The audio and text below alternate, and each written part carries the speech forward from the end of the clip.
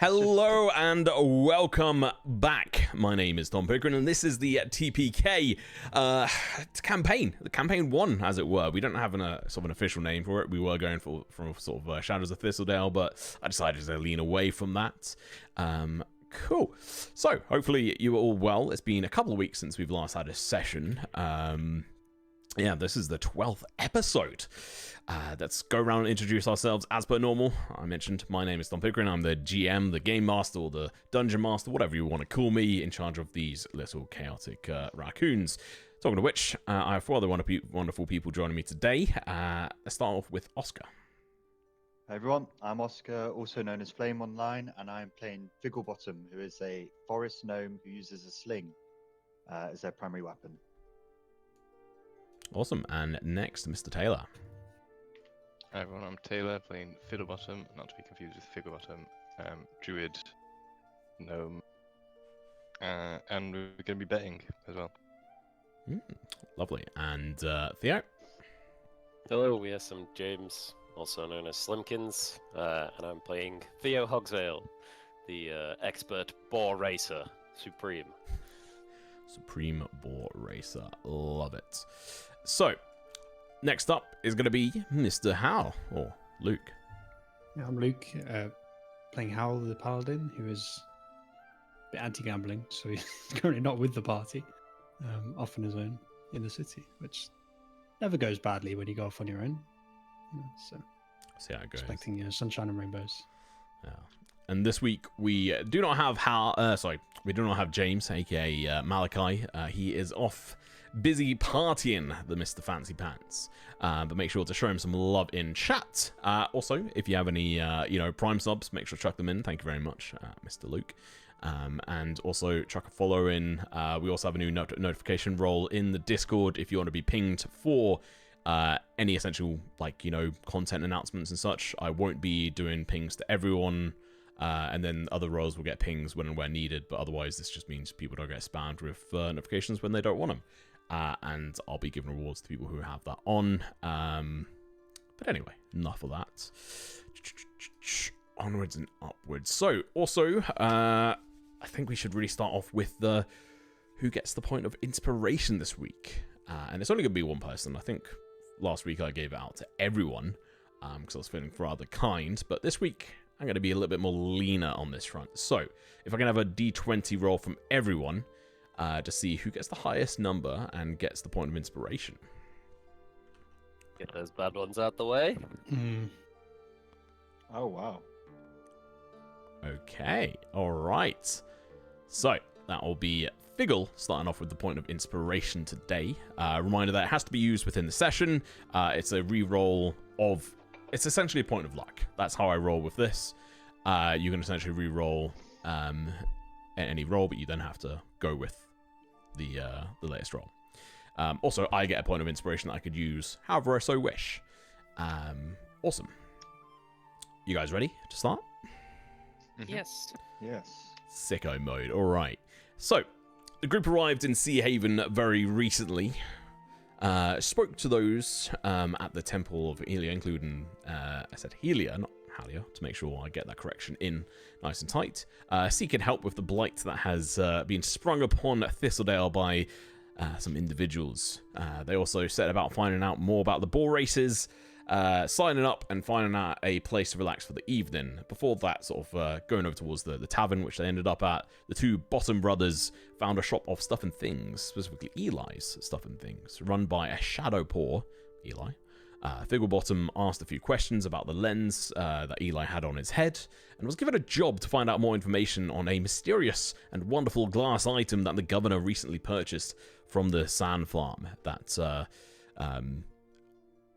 is one of the main sort of inputs and trades for the town of Sea Haven. Inside the tavern, the party found themselves in. Malachi slunk off by himself, purchased his own room for the night, hadn't set about doing a dark ritual to their patron Insomnia, who actually responded and gave an unsavory task. We won't delve any more into that. If you want to know what it was, go back and watch. Otherwise, I'm sure it'll come up when James is back, which is probably not going to be next session, as he, I think, is going to be busy with the wedding. After that, the group spent a few hours gambling, eating, and drinking before going off to bed. And the gambling was honestly a lot of fun. I enjoyed it. We played a game called King, and I'm sure it'll be coming up again in the future. And maybe Hal will get a chance to gamble if he gets persuaded to. Now he's also drinking alcohol. Talking of which, reminded me how much gold I lost last session. Silly King game. Silly game. Obviously, if you just keep doing it, you'll make loads of money. If Sailor Jerry is anything to go off.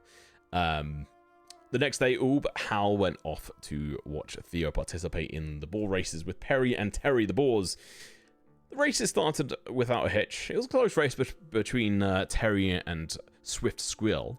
But Terry charged ahead, and Theo and Terry won their first official boar race, winning 100 gold, which is pretty fucking solid. There were a couple of bets made here or there, which I'm fairly certain I divvied out last time. If not, we'll have to sort out after this session. After the race was done and Theo was celebrating, drinking free booze before staggering forward slightly after downing one of the drinks, Malachi noticed a stumble, assessed the situation, and cast Hex upon Finn Barley, demanding that the drinks be checked. Because it was a fairly aggressive move of casting a weird spell upon someone, a Hex, that was very visible, and he shouted the components out. The guards reacted and were called, and essentially it came across the fact that there needs to be an investigation into the matter.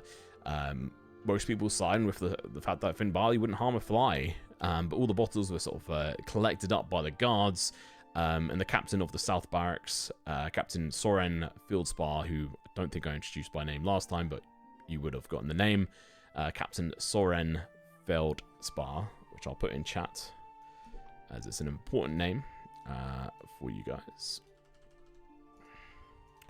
Boom. Was then led Malachi off to the Southern Barracks to be put in holding until the Lawmaster is able to conclude and, well, begin the investigation, which you would have been told is actually probably going to be in about 3 days by Lawmaster Robert Naina, who essentially is they're on their weekend, so they're not going to be seeing the matters immediately, unless there's immediate danger. But Malachi is led off and specifically said to you all that to look after Theo, and essentially he'll see you guys on the other side. So it's up to you guys on what you want to do with that, but that is the initial information you were given. And that's also where we left off, with Malachi being led off by the town guard. Awesome. I will obviously mention last time we had the races. It was pretty good fun. I messed up a little bit on the length of the race course, but it still worked out. This time round, we're going to be going with a couple of changes I've made, and we'll delve into that in a bit when we come around to doing that. But did I miss anything that you feel that should be talked about or highlighted? No, I can't remember if we did we divvy out the bets at the end? The betting stuff I don't think was divvied out. I can't remember. I haven't technically placed a bet. Malachi placed it on my behalf, so he won't even be able to go and get my money back for me. Yeah. I think... Yeah, that's going straight into the sheriff's pockets. Do you remember how much you bet, Taylor? It'll be in Foundry chat, won't it, if I scroll up? Yeah, it's going to be a lot of scrolls. I don't think any of us bet more than Be a little bit 5 scrolling. GP, but I might be wrong. Yeah, there was not a lot bet. Yeah, there's only a couple gold. Only look at this rich man. Only a couple gold. I'm loaded now after my first race win. Oh, I had 1 gold on Terry, 1 gold on Root Digger, and Malachi had 5 gold from Theo on Terry. Let me select. And I can't remember the odds, so we can do that later if you want. It's only a couple gold. Yeah, I put the odds somewhere for Perry and Terry. I think it was in the Discord chat. Yeah, I think it's 1-4. No, 4-1 rather. Because they've never raced before. And so they're the outliers. So that would technically be 4 times 5, so it'd be 20 gold that Malachi would have received back. You get your bet back as well, though, don't you? Just over. Yeah, so 25 technically. and you had 1-to-1. So essentially, you gained 4 Yeah, Taylor plus would've got 1 gold. Taylor. Yeah. I would have got 4, 5, yeah. 4 plus But if 1, I- so because it's 4-to-1, and you bet on Perry, and then you lost the Okay. gold on the other one because it's winner takes That all. one didn't essentially. go yet, did it? Oh, did it not? Oh, Root Digger. I don't think we did. No, the no, second that's the race. second race. That's the two. second race. Okay, Yeah. cool. So I'll just give myself 5 gold and then. Okay. Cool. Obviously, if you are in chat, there are multiple rewards and things you can do with T points. Talking of which, we should probably start prep for the prediction. Who's gonna Oscar, get the 20 today? do we do one on We're the? going to do the winner of the ball race. this week. Yeah, Okay, cool. yeah. So we'll do that. If you just set it up to run, probably if you actually just set it up for the next 5 or 10 minutes, because we're not going to dive straight into the race immediately. We'll delve into Hal's current situation first. But if you could set that up for me, and just use each of your names, probably character names. Cool, right. Awesome. Let's switch Foundry around. Not Foundry, the stream look. There we go. So, this is Sea Haven. Hopefully, if I'm right in saying, all the names should now be permanently open for you guys to see when you're on this map. Yeah, they are, man. And they are also on stream now. So, it's a little bit messy. I'll look at a way of being able to format it slightly better in the future. But for now, I think it, gets the job done. You should be able to see the ones that you have access to. Technically, you now know that this is essentially the headquarters of the sand farm. This location here. So I will just. How do I change this? There you go. I think that should change it. Yeah, that works. Cool. Yeah, so you know that this essentially is the fortification that was created by Luminary Court many years ago, and it's been inactive, so they changed it up to essentially be purchased by the Sand Farming Guild, and it's now being used as a main headquarters for that, and also sorting through all the sand and bagging it and selling it. All right. Prediction is live for 15 minutes. Oh! So put your bets in. Cool. And you can take part in that and just remind me to finish up at the end of the day. Cool. Good stuff. So, we're going to be... Oh, yeah. Actually, one other thing you guys did is you went off to the apothecary briefly. So we should also mention that to... Oh, Cyrodians? Yeah, I was about to say this. Yeah, Cyrodian Frost Whisperer's Seaside Apothecary. You managed to go off there and have a look at his wares, or their wares. They're fairly an old, crotchety individual. And you were able to have a chat with them and figured out that, potions and the like of any real use are expensive. Fucking expensive. Yeah, the... Big aphrodisiac is like fucking, what was it, 50 GP? 20 gold. Oh, thank God for that. Boar breeding ointment. 20 gold pieces per jar. And then there are a bunch of, you can, go there and get them to help brew make some potions for you. And there's a whole thing for that side. If you don't bring your own Videntia berries, then you're probably going to have a hard time. It's going to be far more expensive. But I don't think you guys delved into asking about that too much. They had some other remedies there as well. Like Soothing Salve, Energy Balm, Mistwalker Cream, Vigilance Paste, blah, blah, blah, blah, blah. Anyway, Hal did not go there. Instead, when everyone else left to go wandering about, Hal had mentioned that he wasn't going to be going to the ball races and was instead going to do whatever else. So we'll dive in to the tavern and how, as everyone leaves out the door, sort of lots of there's a high energy there. They're ready and rearing to go to cheer on Perry and Terry, and you're left there in what kind of mood are you this morning after having your first drinks the night before? I think truth. So part of why he didn't drink in the past was because he was fearful about like not being in control. It was less about like body's a temple thing. Mm-hmm. There was he sees other people who are drunk do stupid things. He doesn't want to do stupid things, therefore he doesn't get drunk. And it was kind of probably because he didn't have very much. He was kind of underwhelmed by the experience. He was like, oh, actually, that was kind of boring. Didn't really like the drink either. So he has no plans to get drunk today. Let's put it that way. I think, Tuesday, I don't think he has any. I don't think I have anything specifically I wanted to do. Just explore a little. Okay. Like wander around the city. Sure. I just remembered something else, Tom. We we tried to play some pranks on Halden and his priest friend in the bar. Oh yeah. What do you do to me? Yeah, you would have remembered spike like my drink. Or... you would have felt slightly sort of tingling feelings the night before from Fiddlebottom shaking a wand in your direction, but it having no effect. But there was definitely some kind of like twinge on your face, and you could tell during that night that both Fiddle and Malachi both had a half smile, like on the left hand. Figgle. Figgle and Malachi both had smiles up on their face for about like an hour's time, just on the left hand side of the face, just like the Joker like level of smile, like really quite kind of painful, that he was having a good laugh about. But yeah, it was a wisdom saving throw, no, charisma saving throw, and somehow both you and the priest managed to save against the rather low DC of it, to be fair. I'm say I'm good at those.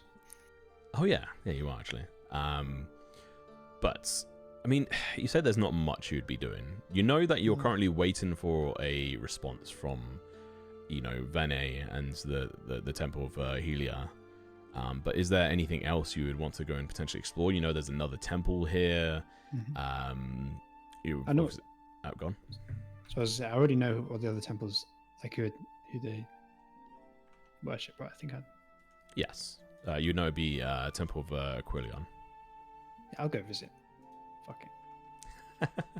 Sure thing. All right. Not planning to meet it, just see it. Sure thing.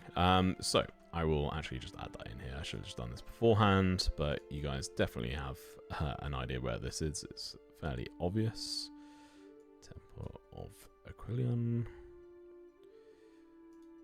Access. Una. Touche. There you go. So, this whole strip around here is busy with different stalls, different work carts, people working on repairing of ships and stuff. And the docks are fairly busy. There are multiple ships sort of around this time in the morning when you're sort of up and about and walking over towards the Temple of Aquilion. And there seems to be a stream of people walking in towards this temple. And let me get the actual general description of it if I actually wrote it properly. Did I not?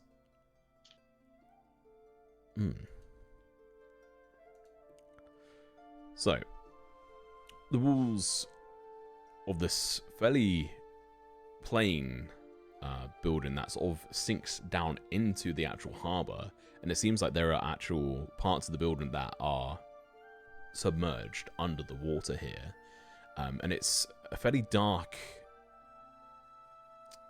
granite style rock. I mean, you're not that familiar with the different types of rocks, but this one's fairly dark and looks very, very solid in its infrastructure. There's no immediate windows that you can see on this outside part, but if you were to look a little bit closer, you could see deeper down into the submerged, there is a very large window at the very top that's facing up towards the surface, where light is able to penetrate down into towards the building. It's it's fairly busy, with a lot of people walking into it for the potential morning sermon, as it were. Some people leaving potentially have been there for an earlier sermon as well. The walls look weathered fairly large stone walls wide, arching windows on the out front part of it, which are just filled in with stone.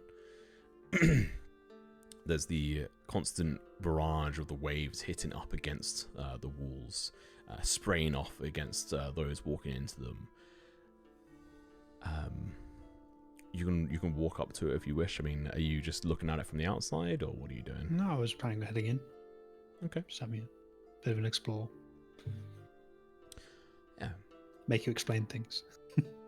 That's fine. I just did not write this as well as I thought I had. This place serves as a spiritual haven for those drawn to the sea, those who are traveling.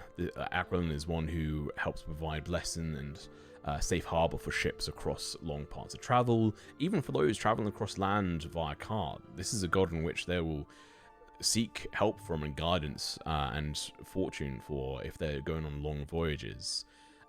And this is a place in which a lot of people depart from, going down south, and very, not very often going across the sea here. That's less likely. Which, my brain is having a fart here.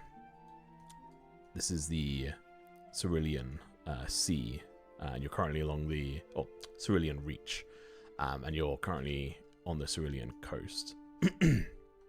Which is very large, and just as you walk up towards it, there's just a large archway. There's no actual doors here. It's just a continual flow, as if to reflect the flow of the god, or the movement of individuals across the landscape. And the people walking in here are all shapes and sizes of different races, different well, not different beliefs, perhaps. People who look fairly well dressed, others who look like base commoners. There's people who look like they've been hard at work, potentially at the sand farm nearby, or sailors and such as well. There's even people who are wearing fairly fanciful outfits of potential captains of ships. And as you walk in, you can see there's all kinds of different navigational tools made out of stones or carved into the walls. And unlike the Temple of Hylia, this one hasn't got any hymns being sung constantly here. It's the constant sound of water, the rushing of waves up against the walls, which shouldn't, or seemingly penetrate at least the sound shouldn't penetrate, but it seemingly does, given that sort of fairly weird and maybe even overbearing, especially for someone who hasn't been to the sea like yourself, whereas that constant sound of the sea sort of berating the side of these walls. And it dips down into a foyer. As soon as you go into the entrance, there's steps down into a fairly large sort of open foyer, which you can see there's another entrance that goes further and deeper down into and underneath this bay, this quay as it were.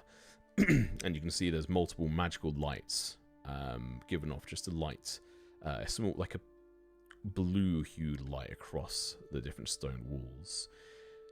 There's different, again, instruments, this time not just made out of stone, but gold, silver, other sort of basic materials. There's maps, like paper maps of the different sort of oceans here. And there's large steps down into the main sort of, how do you even call this? So, area of ceremony, I guess.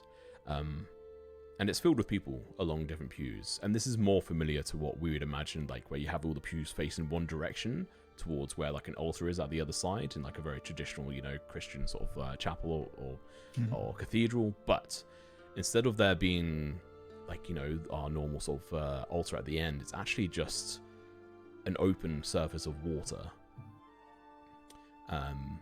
And there is an individual standing atop it on a very thin stone sort of walkway, and either side of him the water sort of bobbing up and down. And as he's shouting out these words meaningful to Aquilian and the followings and such, giving out the sermon and blessings, raising his hands up and down. You can see the water around his hands sort of whirling and sort of following the movement of his hands, seemingly affected by this individual. And you would see mention along parts of the walls that this temple is overseen by the Order of the Tidal Flow, who are essentially one of the main order of Aquilian, as it were, at least in this region. But yeah, I mean, people are here praying, receiving blessings, people who are about to go on travels, people who maybe just, this is their main god that they follow, the main deity. I think what I really wanted to see was like what,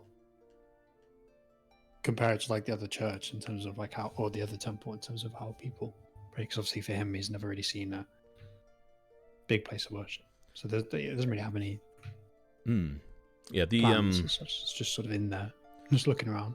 Yeah, the different priests, they're dressed, you know, fairly differently. Instead of the sort of white gowns, like very basic colors for the Temple Hylia, these are instead of wearing flowing robes of deep blue and sea green, sort of mimicking the ocean waves in some form. The garments are trimmed with silver, symbolizing sort of like the foam of the sea. And there's sort of on some priests there's like shells and coral accessories, and others there's rock and like branches and leaves, sort of showing off different parts of the sort of guidance and potential smooth travel.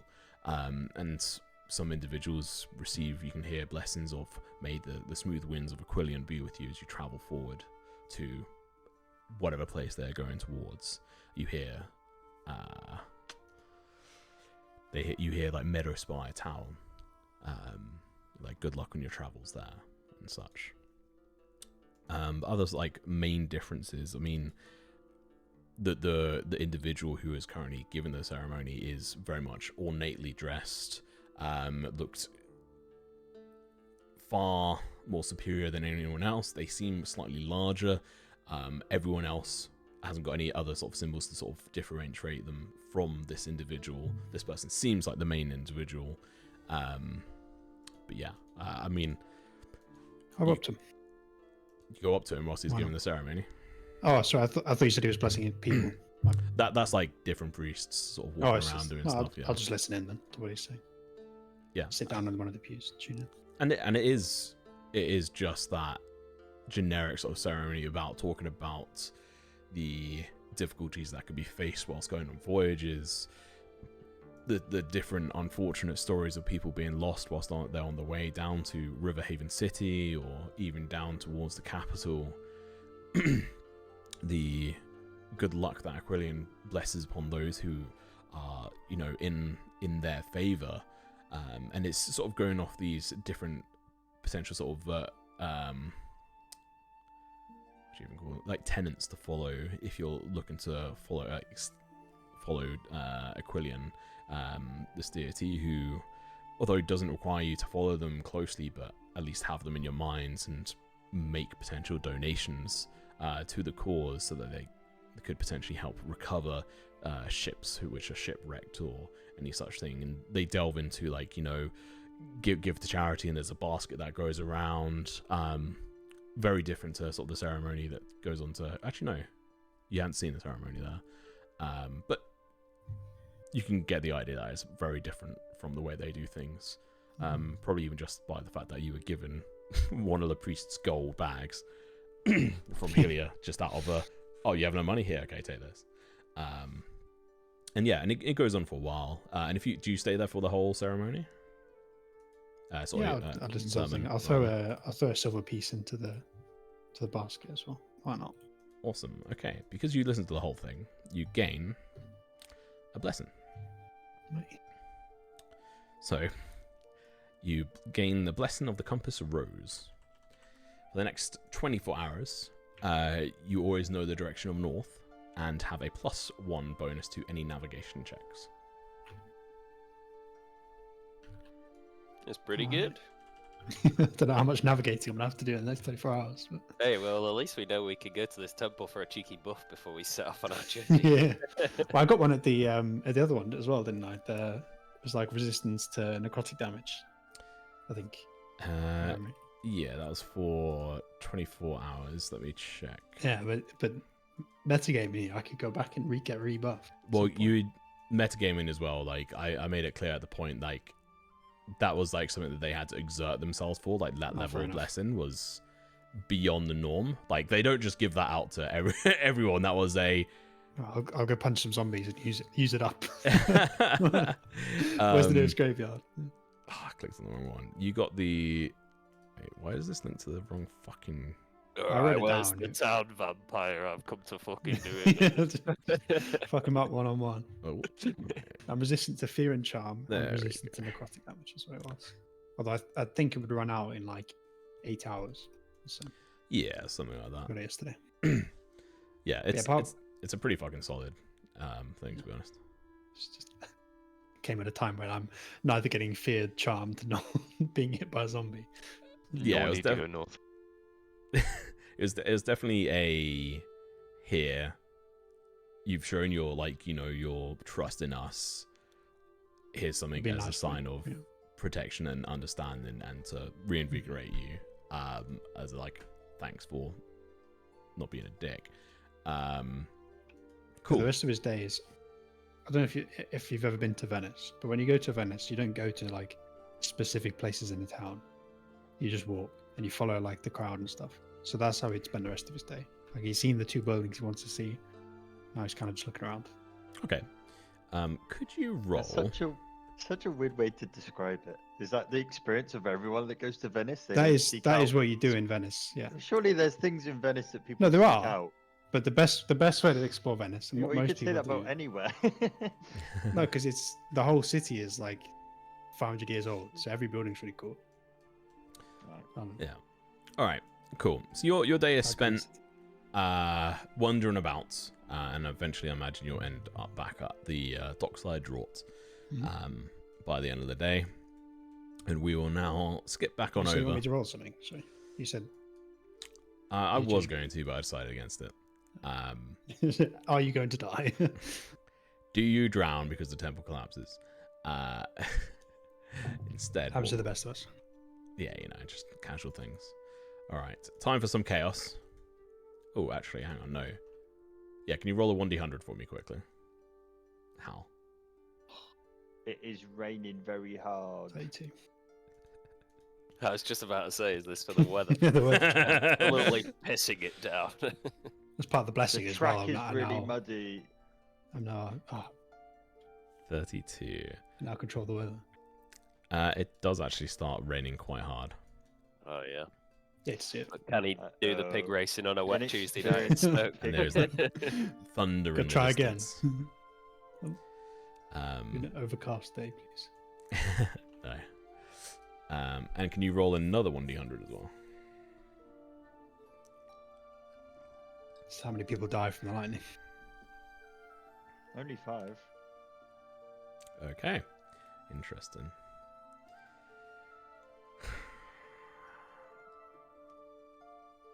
We'll come back to that. So, we'll head on back on over to the race course. Fiddle, Figgle, Theo, you've all just seen Malachi being taken off by the guards. Ooh. That was the sound of the chains. What are you doing? I can't remember whether I passed the check last time. You didn't. I didn't. Okay. So I guess I'm probably just stumbling back Oh, no, towards that check, yeah, you passed the Yeah, that constitution check, yeah. Okay, yeah, cool. Well then I think that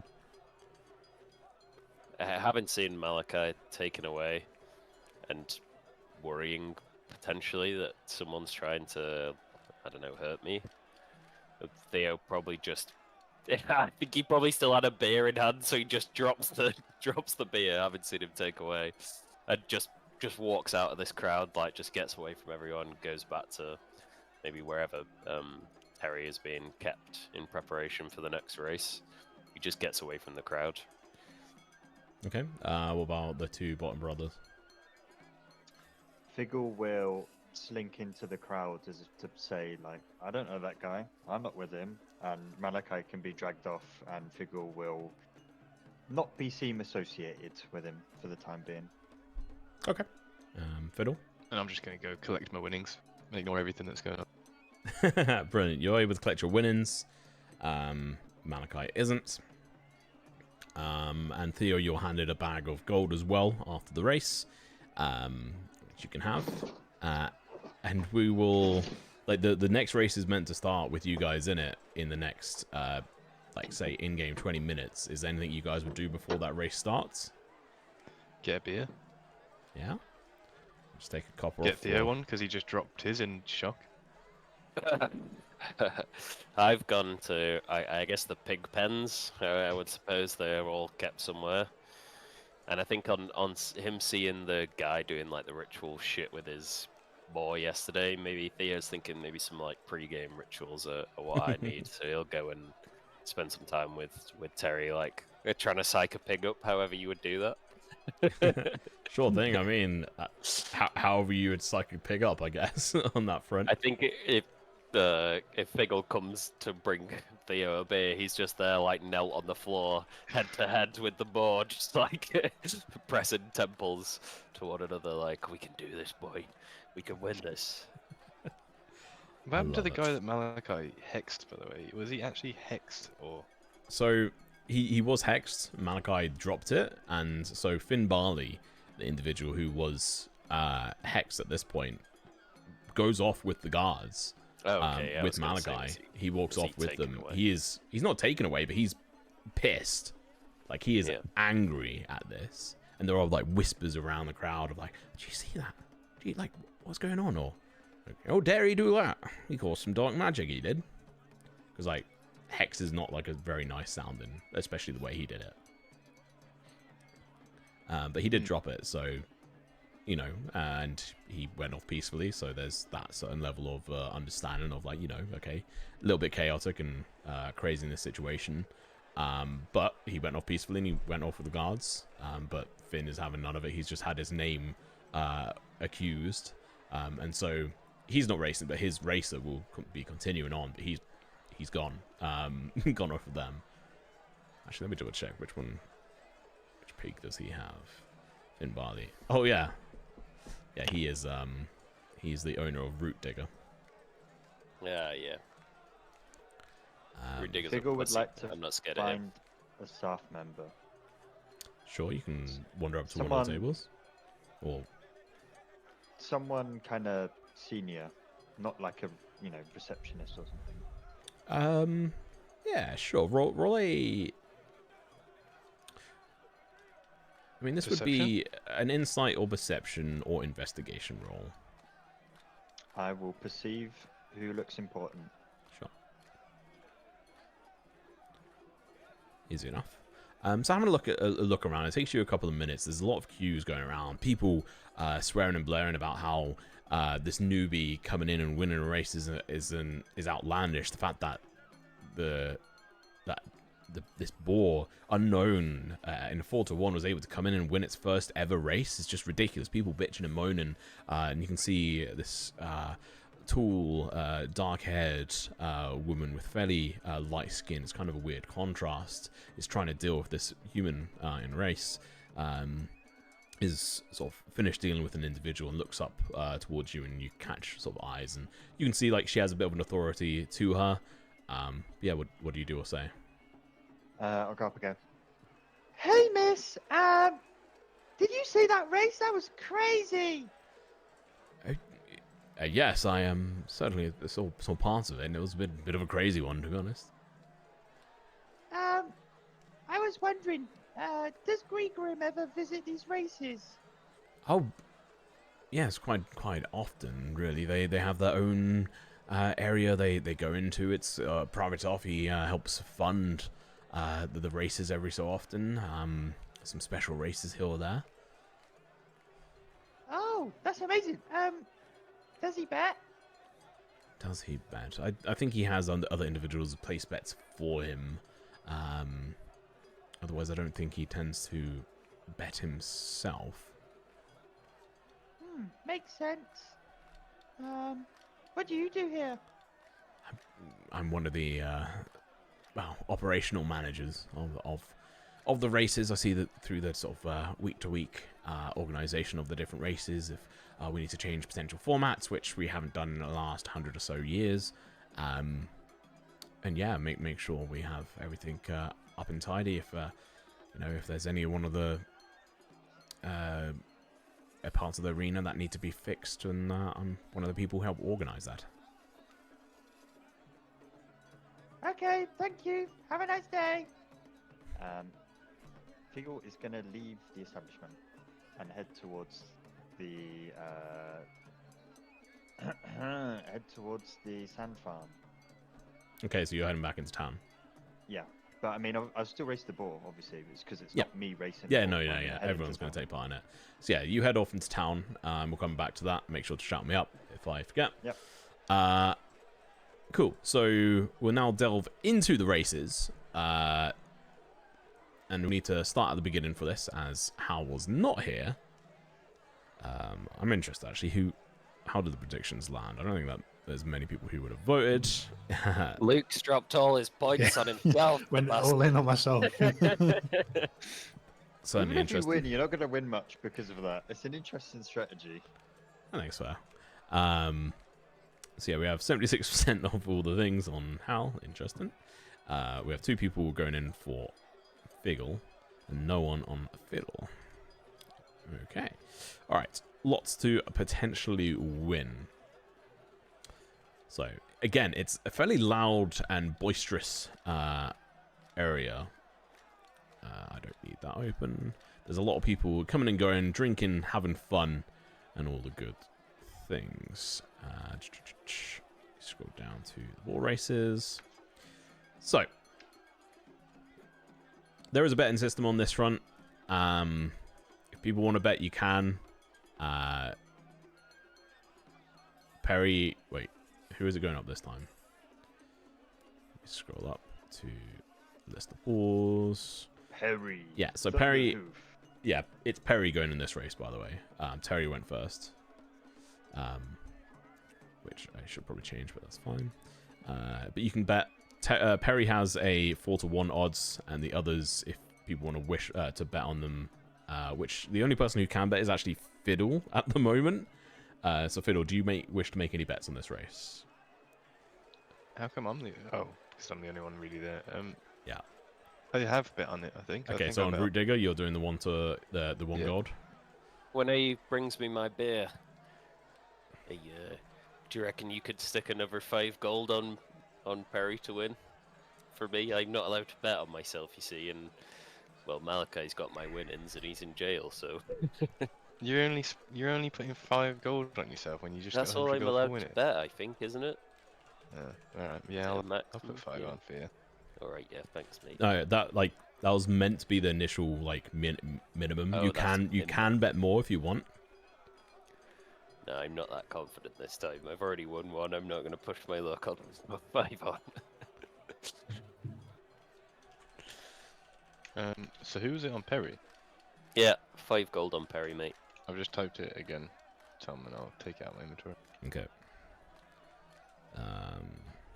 I'll take my 5 gold off. Oh, did you take the 5 gold off? I've taken it off mine, yeah. Okay, I'll give it to myself then. Okay. Yeah. All right. So, God, I am all over the place. Just for anyone watching, I'm, my mind's a little bit all over the place today, as I've not really been able to eat anything properly for the last day or so. So I'm currently running on caffeine and some sugar from honey, so bear with me.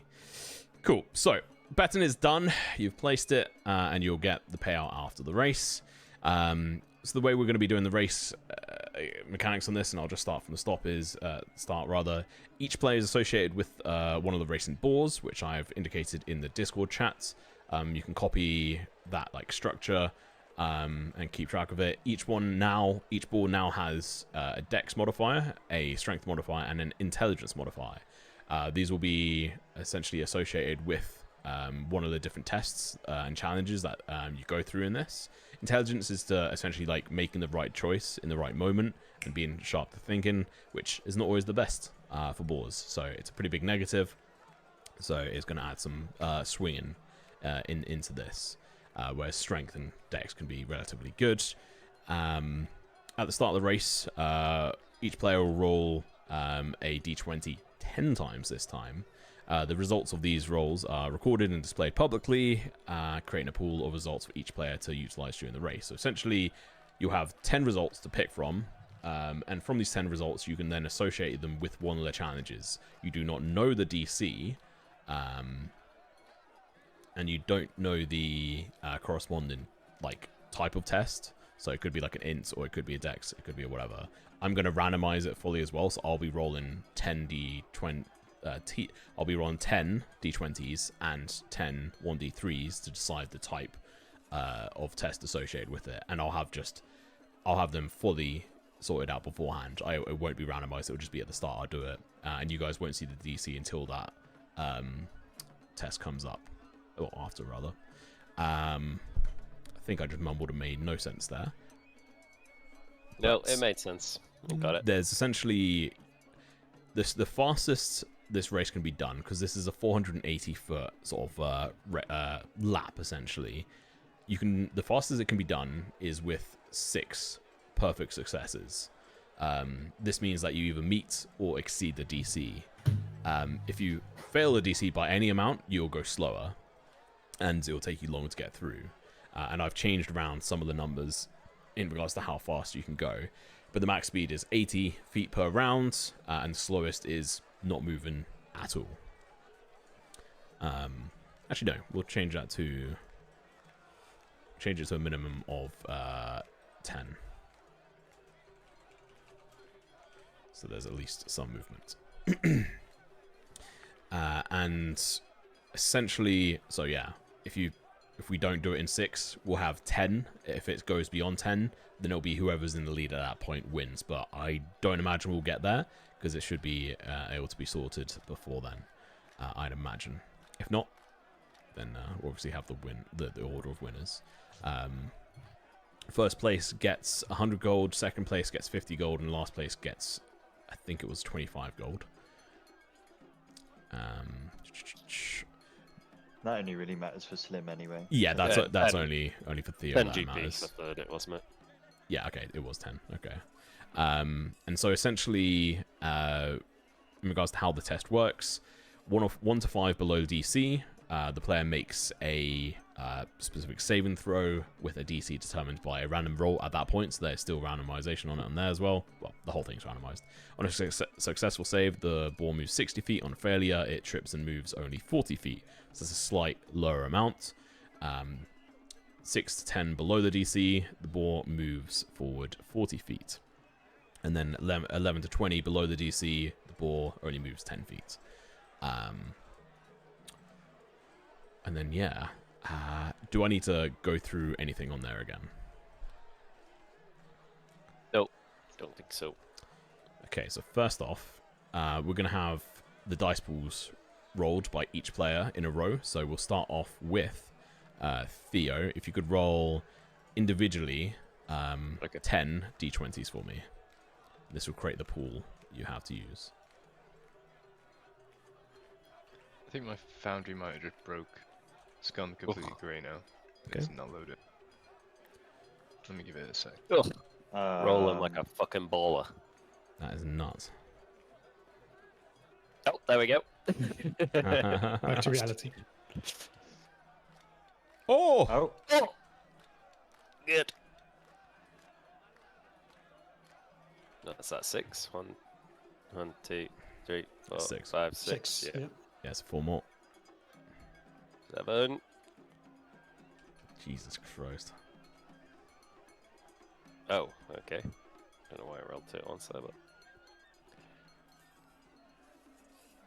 I think that's it. 1, 2, 3, One more. 4, 5, 6, 7, 8, 9. 1 more. oh my! Are you serious? What? Huh? That Rolls is a 1 and a 20. You're cracked. two my 20s. paws are too good. Did get the one. Can't see fine start, the and other the 2. 20. That's crazy. All right. So your dice pool is this. Actually, here I'll post them afterwards. Next up, we'll do Hal. So if you could do the same thing.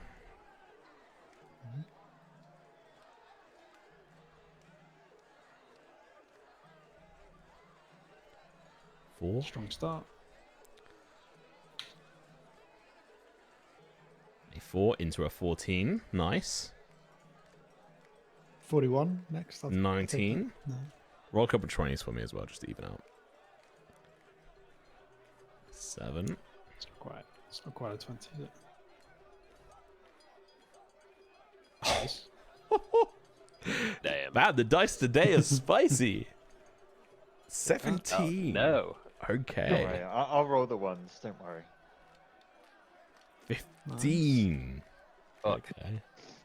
These are nuts. Where the fuck are these rolls when we're not racing? Is what I wanna know. I don't ever roll good, so I'll have one good roll. Nice. Oh my god. God.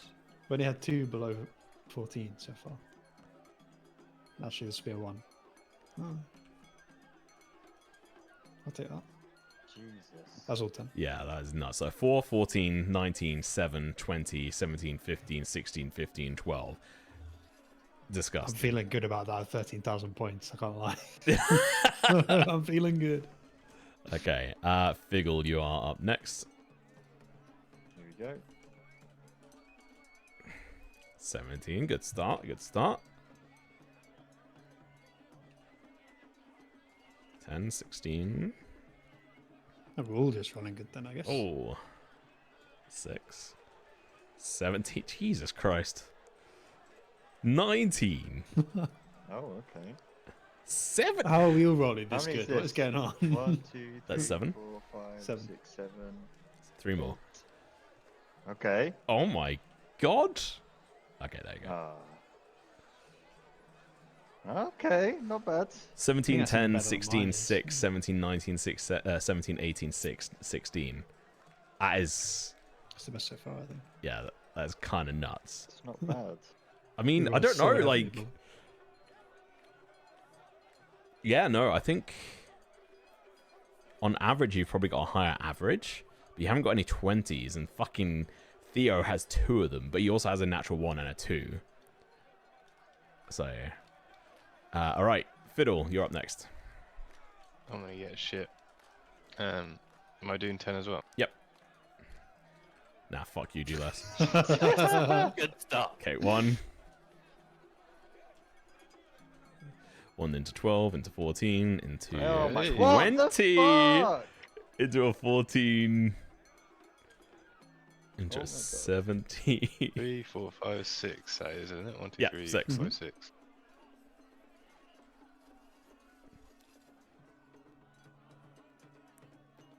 Damn, you're doing it fast.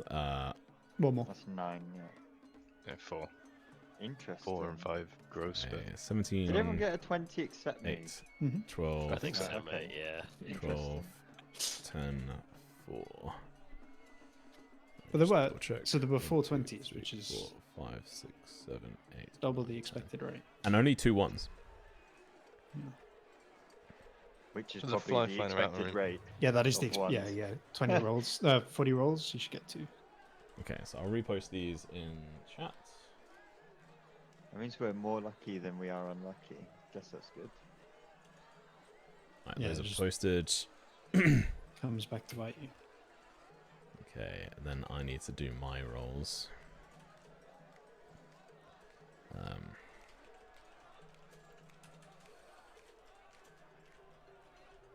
I like how Thunderhoof has +0 to Dex. Like, It's just Well, I mean, seriously, it's is like Thor dexterous? He's strong as fuck, though. Yeah, is Thor dexterous? I don't think so. Okay.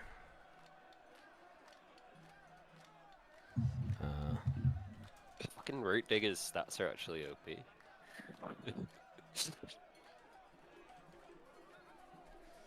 Where the fuck do I put this? Oh, I see. I posted it here. Balls.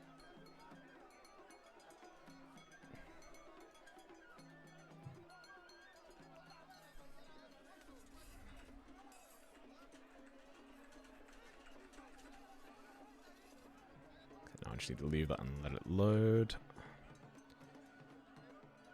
Interesting, okay.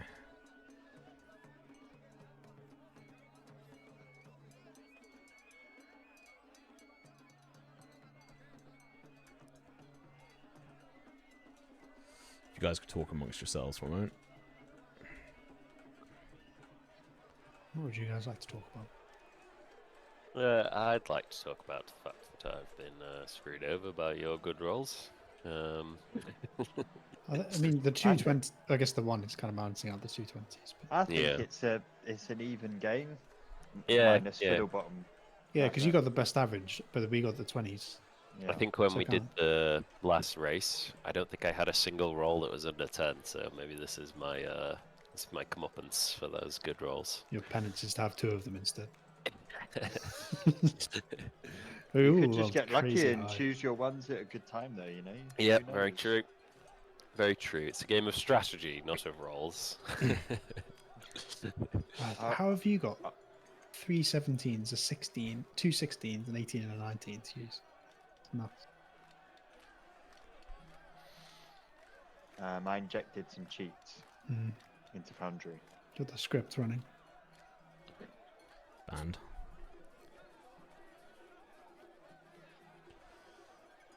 Yeah, I mean, last time you didn't have to contend with the different types of throws. Yeah, true. I think. I mean, yeah, if they're all in base, like yeah. tasks, I'm screwed. I think we all are. I'm on -5. It's one of those where it's like, do you just tank rolls you're already bad at?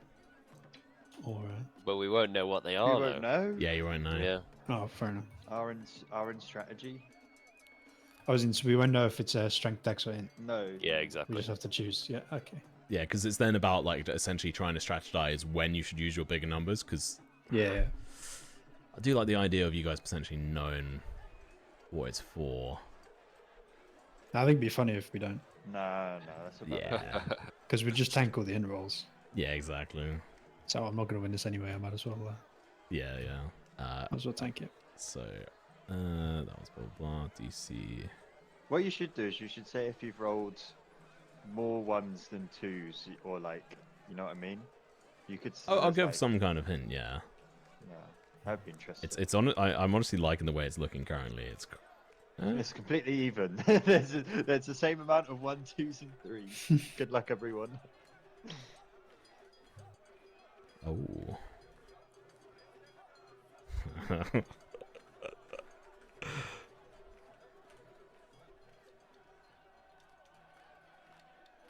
Alright, so I need to do one more, but I'll do that in a second. DC of etc.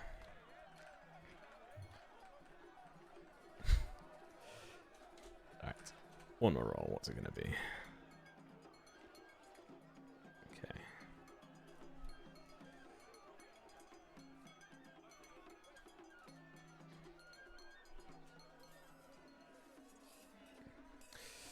All right, DCs are all set.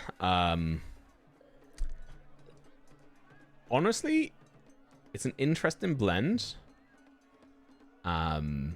It may be slightly heavyweighted to one thing. But we'll see. We'll see what that is. So, I guess we get into things. Do you want me to go over any of the rules or anything? Yeah, I think I'm good. Okay. Yeah, I'll need reminders through the game probably. Yeah. So, you all have your own boards here. I will unpause it in a moment. Well, I'll just unpause it now. But essentially, if I just take it for example, if you get full success, you'll move 80 feet up here. And that will continue all the way up until the very end line, in which we'll turn it around and you'll go back across the line. So it's essentially there and back, and whoever gets back first wins. In reality, it's like a race course, right?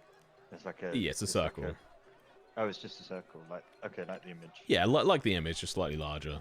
I like It's how NASCAR, but the well, pigs. I like how you spent one day to scope out the track, and it's a bloody circle. It's dirt. Dirt circle. Yeah, this specifically Sea Haven is not a complex one.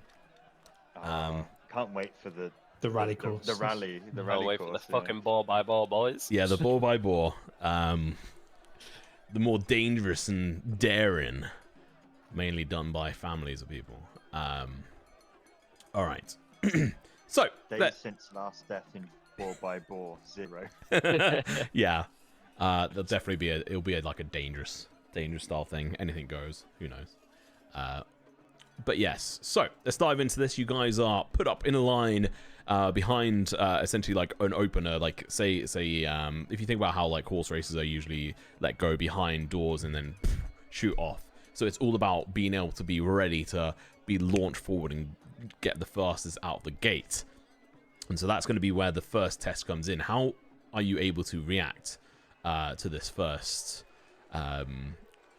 push out the gates? So I'm going to need in chat which one of your roles each one of you are going to use for this first test. In Foundry chat? In Foundry chat, yeah. Yeah. Boom. Some of those. Oh shit, everyone's going high. That's my fourth first roll. That's my fourth first. So I'm just typing all mine out. So, Well, it's in Discord. yeah, it's just easier to see it in Foundry as well. Okay. Your chat's going to keep moving up, so you Yeah. can lose. Fuck it, start strong. That's true. Actually. Throw a 20 in. Start. Yeah, I wrote it down on my phone so I can like mark which ones I've used. Okay. So this first test, this first challenge that you're all having to go off, like I was saying, it's about being ready and knowing when to go. So this is an int challenge right off the gate. To see how well you guys are going to face going through this. Did anyone roll lower than or use a roll? Where the fuck are my rolls? There we go. Right, let me just move that over there. Did anyone roll a 1? Oh, God, No. So, okay, cool. So I think you were all actually perfectly fine. This the DC is actually 4. This is a very low roll. You guys are ready and raring to go. Every single one of these riders, not worried about this whatsoever. This is a simple task. You know when to go. So you all launch out the gate on time with the scream or whatever is shouted, the horn as it bellows out. All of you are ready and raring to go. You're prepped for this moment for days or hours if you're Theo. And you all launch forward, moving the max speed of 80 feet in a single round. So if you could all move yourselves up 80 feet. How'd you feel about that 20? Yeah, Theo? not great now. Yeah, you need to move your ball, Mr. Theo. Oh, on mine it's already moved. You're the wrong one. There we go. On my Oh, it's just... I saw it move but it, Doesn't want to go all the way. Yeah, no, it doesn't fancy it. I kind of moved it forward, so I think are you on the ruler if you click and drag? Yeah, I because don't you were think drawing so. You were drawing a line. So Oh shit, okay. Yeah. Yeah, you're right. Yeah, all good. No, it's cheating. Okay. Oh, shoot, you know what? So that 20, I get 10 extra feet, yeah. So let me just go through and remove one of these numbers on here so I can keep track as well. 2 people using 14s, 17, and a 20. Okay, next test. What are you guys going to be putting forward on this front as you're darting forward?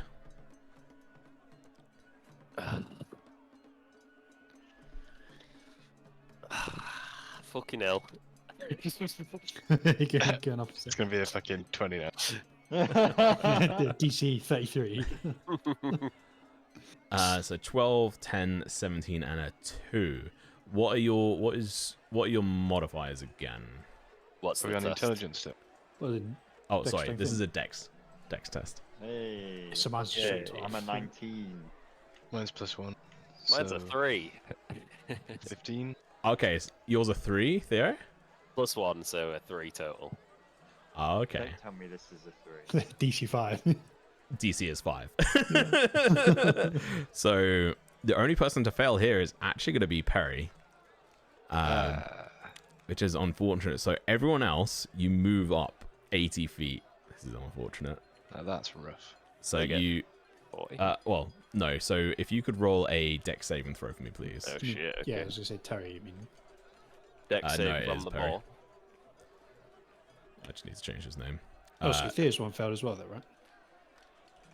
Perry's the only one that failed. You said DC was 5.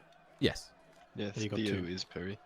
Yeah. So no. Oh, Yeah, he so it got. says Terry on mine. For some reason. Yeah. Oh yeah. I just. Oh, yeah, I see now. Ignore me. It's fine. Oh shit! It just trickled off that 17. Yeah, no, that's a complete fail on that front. So, yeah, you only move on a failure 40 feet. So halfway across. Still better than nothing. Yep. Don't want to see that. Yeah, that's I'll not take bad. it. Still better than nothing. It's not great. Wait, huh? You failed and failed again, and you still move 40 feet. Well, it's to see how hard he failed. Yeah, I thought. Okay, whatever. Instead of moving I went 80 up- feet, because there's a level You of failed like. twice, surely. No, he failed Yeah, well, once. at the start of. Oh, you got a. No, he failed twice. He failed What the do you mean thing. he failed? The saving throw.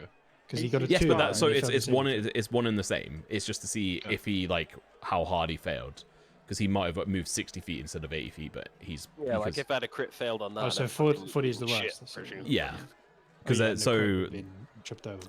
there's like a there's a degree of success and failure.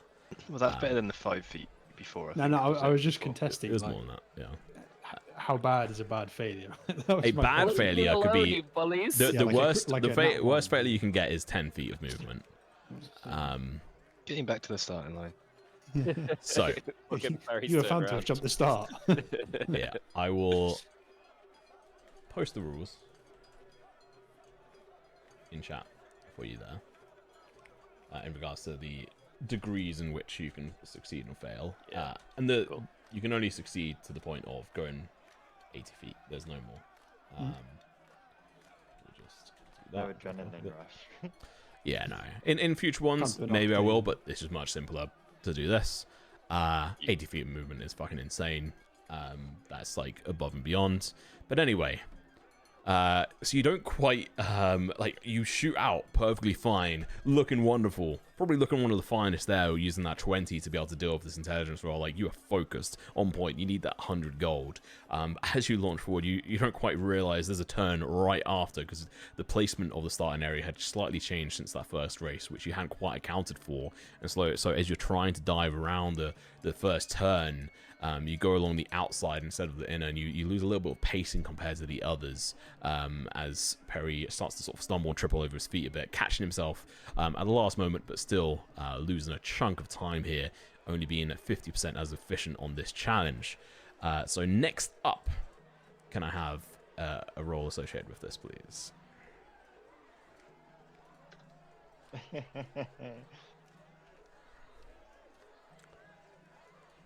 It's my third 17 out of the way. I'm going low. It's probably a mistake. You've had 2 lows in a row. Okay, so Yeah, this two is very a strength-based one. So what are your totals using strength? 18. 18. 15. 15. Mine is. Yeah, I got +1 strength. Okay. Mine's 14. Okay.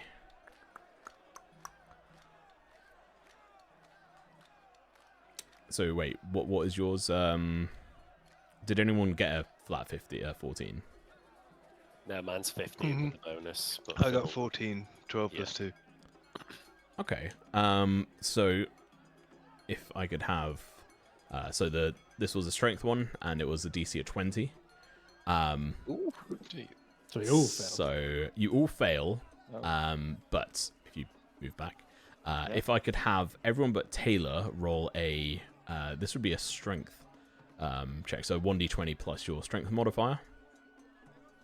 Saving throw, is it? Yeah. Oh, Basically, just do anyways. just do the modifier on it. No. For fuck's sake! I feel like the two Wait, you got a dice nat 1, I got a bounce 2. them into each other. It doesn't actually affect it. So I need one from Figgle as well. Actually, what's your total, Figgle? 18. Yeah, if I could have a roll from you as well, please. Oh my, Oh, we suck. jeez. Everyone Someone back can to do us. it at least. All right, Thanks, so you all only move 40 feet. Even on that one. even on my nat 1. Correct. And then Taylor, Because I didn't fail the first roll that badly. But... Taylor, you only move 40 feet. So yeah, the Well, worst. I moved 40 feet outcome. as well. Yeah, because it's essentially you don't have the chance of moving 60 feet. If the others had succeeded, they would have had a Okay, recovery and would have moved an extra 20. Yeah. I was worried then. I thought I was moving 1 foot. yeah, I was going to give you 10. All right. Can I have the... And this is round 4 now. Can I have the next test, please?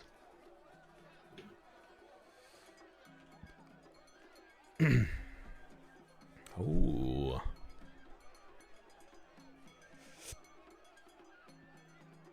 It's not going to be another DC 20 for sure. So Surely surely not, right? The fat controller. Surely laughed. not. Surely Yeah.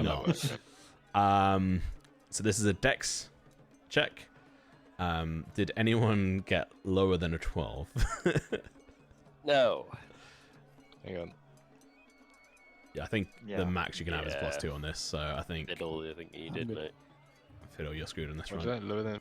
Yeah, I got 12. 8. Mate. Yeah, so everyone else apart from Taylor will move 80 feet. So is that like down now? No. And it's a back Just to ignore No, it. it's, It's just back, back and so you forth. might as well just Oh, stay I where see, you I are, see. mate. Yeah. Okay. Look at that. You just gotta spin those tokens around. Yeah, that's what I was doing. Wait. If Yeah, you there hold is a shift, way to do if you hold shift and then the like directional key on like AWS. There you go. If you do it as well, Oh. Theo, and then Taylor, if you Make could it roll dance. a dexterity roll for me, plus your modifier, just the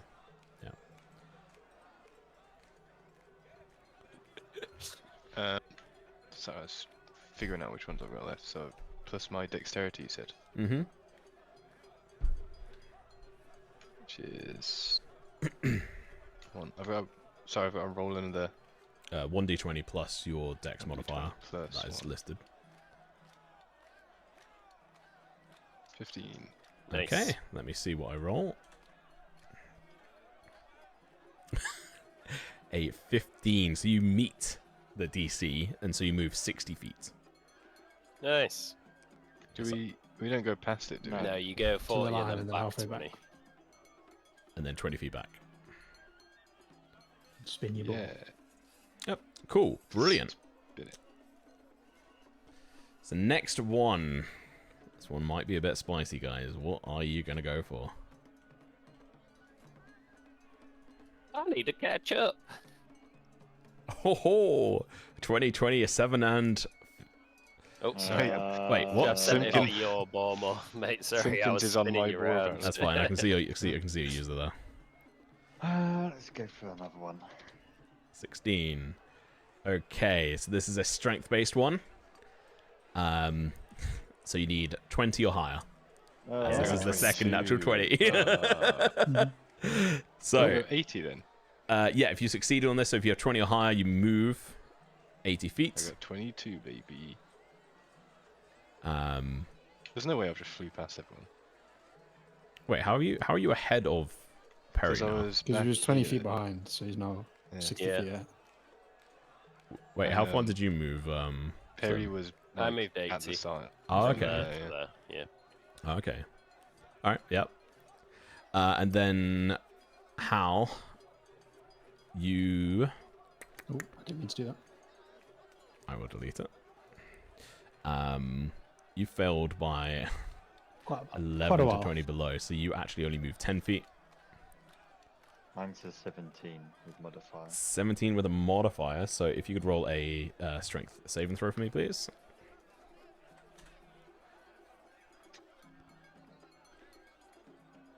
Yes. Yours being Oh, Again, exactly what you No. needed, because Oh, I rolled a shit. 7. Oh, shit. So that's the back-to-back rolls from you and Taylor matching the DC, so you move 60 feet. Yeah, how about now? Who's laughing now? Not me. Oh, I like this new format. This is interesting. Okay. Next one. Can I have your rolls, please?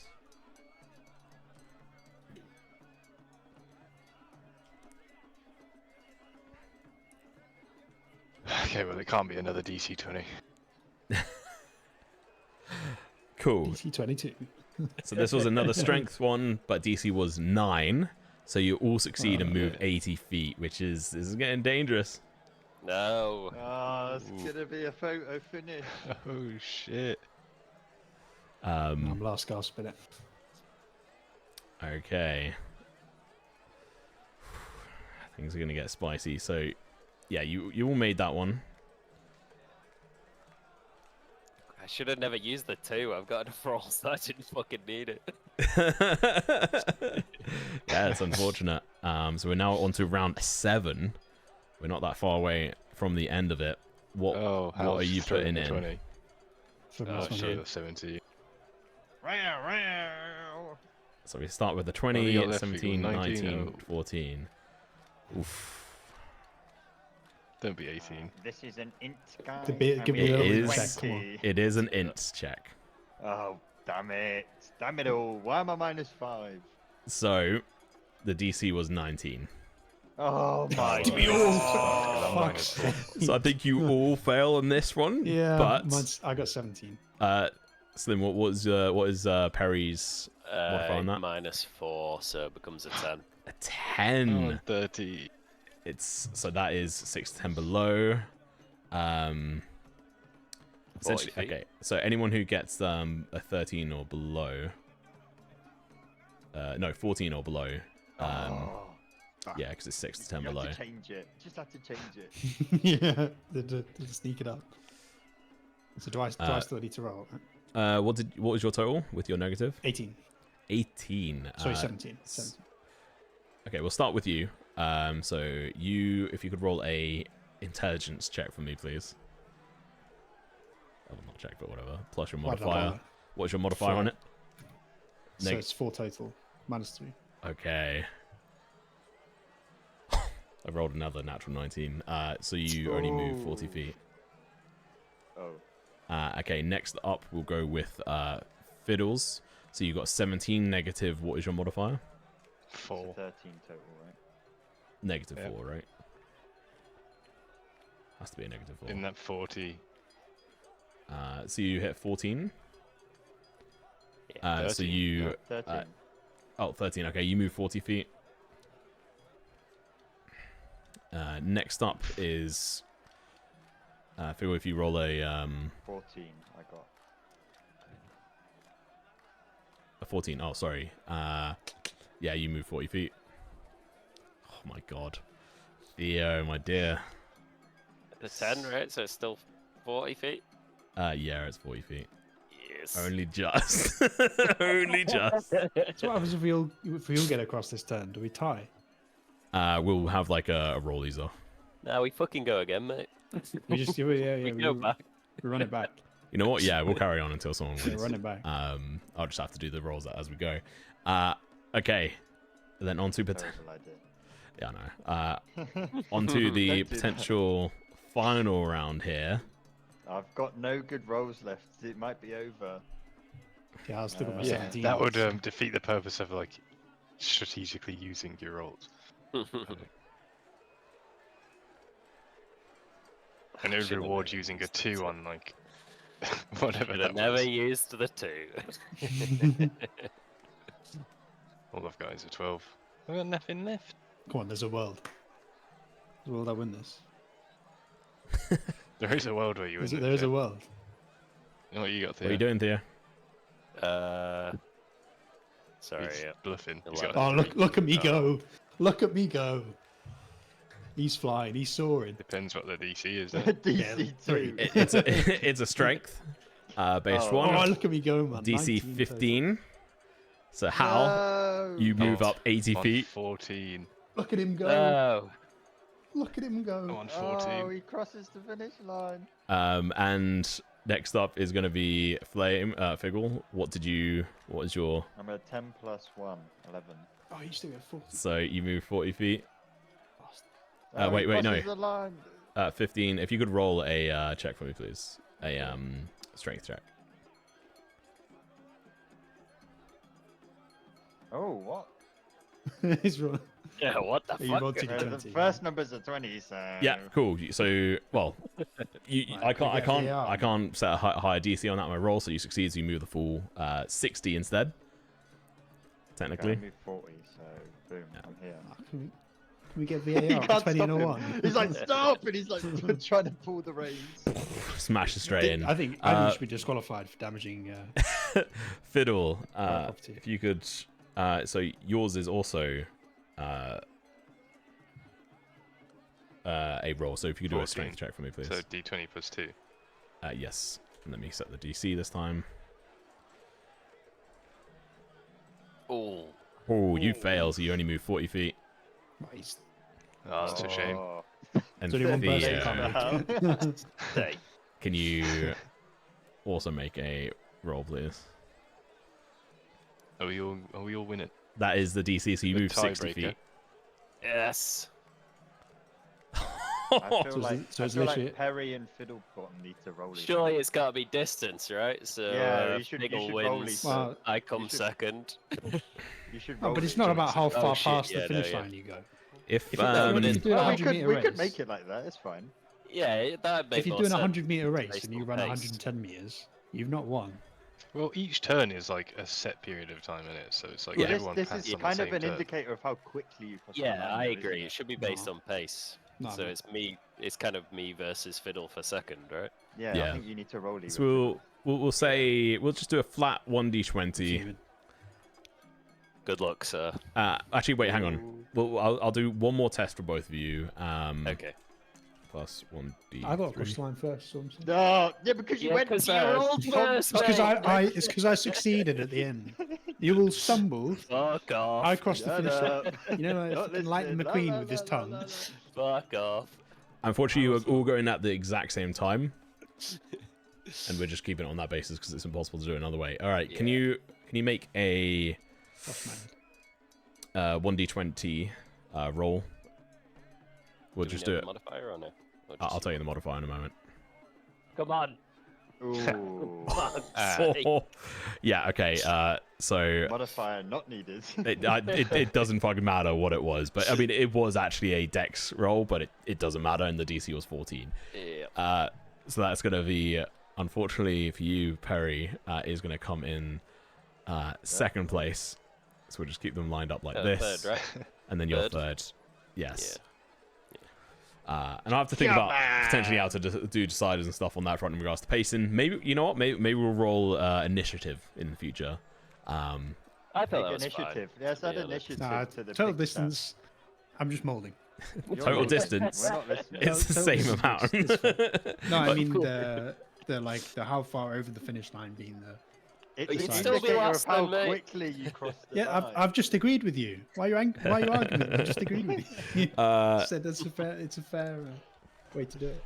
So over the whole course, it's a a decently close one. There's at times in which individual, I can't even remember the fucking name of the boars. Where's my Moss list of now boars? is the winner. So- I hope Like that's not gambling, like Green so- Broom's pig or something. Like Thunderhoof having a decent start, but towards the end having a shit end of things. That's Hal's boar.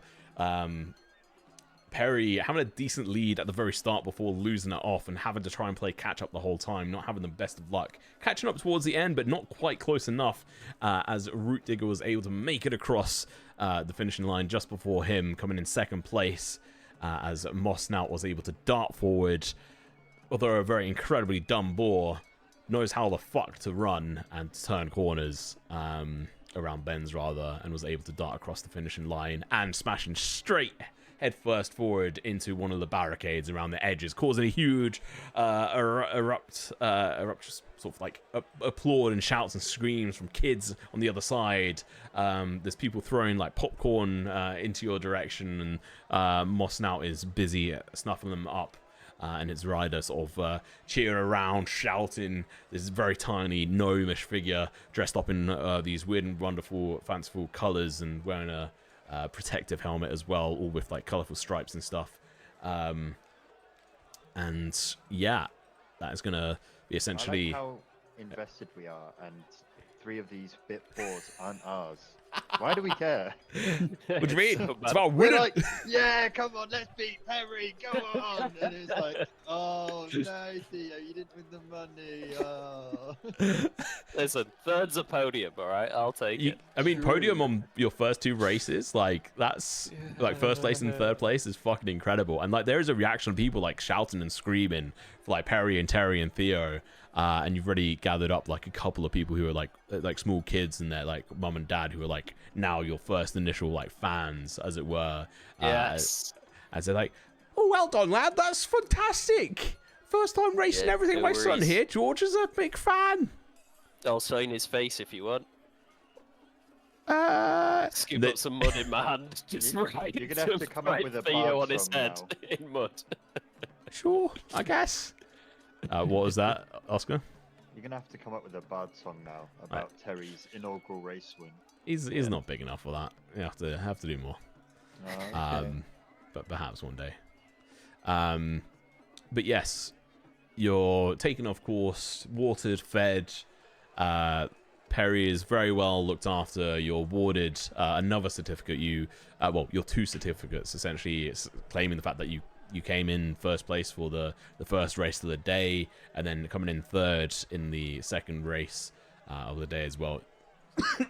It's a massive achievement, especially for such a beginner like yourself, who, admittedly, you've only raced against your own sort of set times in your back garden, your backfields of your family's farm. So this has been your inaugural event, as it were, and as fast as it came, it's now over. Perry and Terry, one of far too exhausted to take part, and there's also a ban on on them taking part in more than one race in a week. But what's going on after you win the race? I will take. Well, the pigs are being looked after. They're in the pig stable. Theo's going to get a drink immediately, even though I think he's sort of somewhat cautious of the fact that someone tried to poison him. So he's probably not drinking anything that anyone gives him, but is only getting his own drinks. Sure. But straight to the bar. Sure thing. Yeah, you can go and get a drink. Roll a wisdom check for me.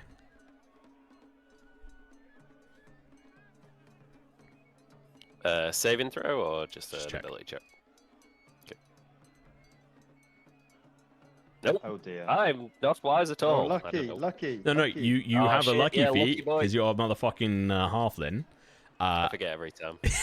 Is that it happened last session as well. This exact same thing. I was rewatching it earlier. Awesome. 17 total is pretty fucking solid. I mean, you go to take a drink and you do have that sort of realization that like you've been drinking quite a bit. Like last night whilst gambling and stuff, it's not been hitting home. It's not been having an effect. And you realize, sort of like thinking back on it, back in Willow's Edge, after you were busy drinking stuff after fighting those creatures in the cave, again, you were not being affected by any sort of alcoholic substance stuff. Sort of maybe thinking, oh, maybe it was just you weren't drinking enough. But,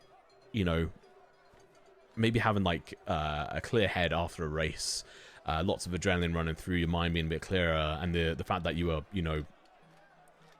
potentially like attempted poisons at the end of last race. Maybe there's some clarity there of like, that's a bit strange. And it does make you think of what happened when you cast the spell beneath, like in that cave, and again, what are those rips in the air, as it were, and the strange magic that seemed to have been casted on you, which was only like, it was literally like that.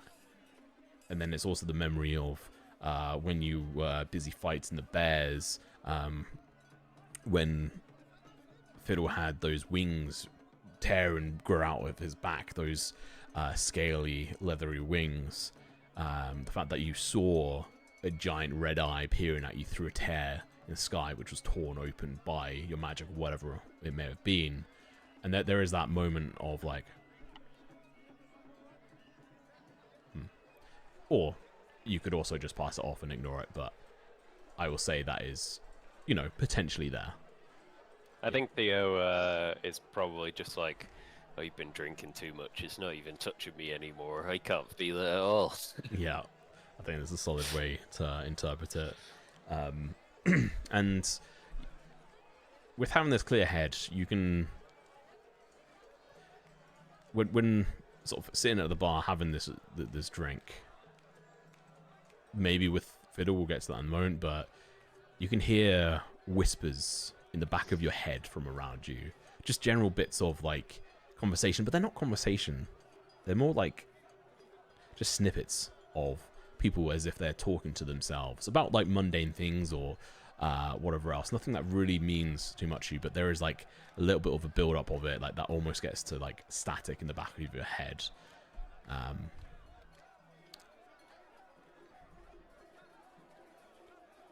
Fiddle, what are you doing after the race? Probably just try and link up with everyone else, to be honest. If Theo's going off somewhere and I'm with Theo and everyone else has disappeared, Malachi's in jail, I think Flame went to town. I'll probably just go with Theo wherever he goes.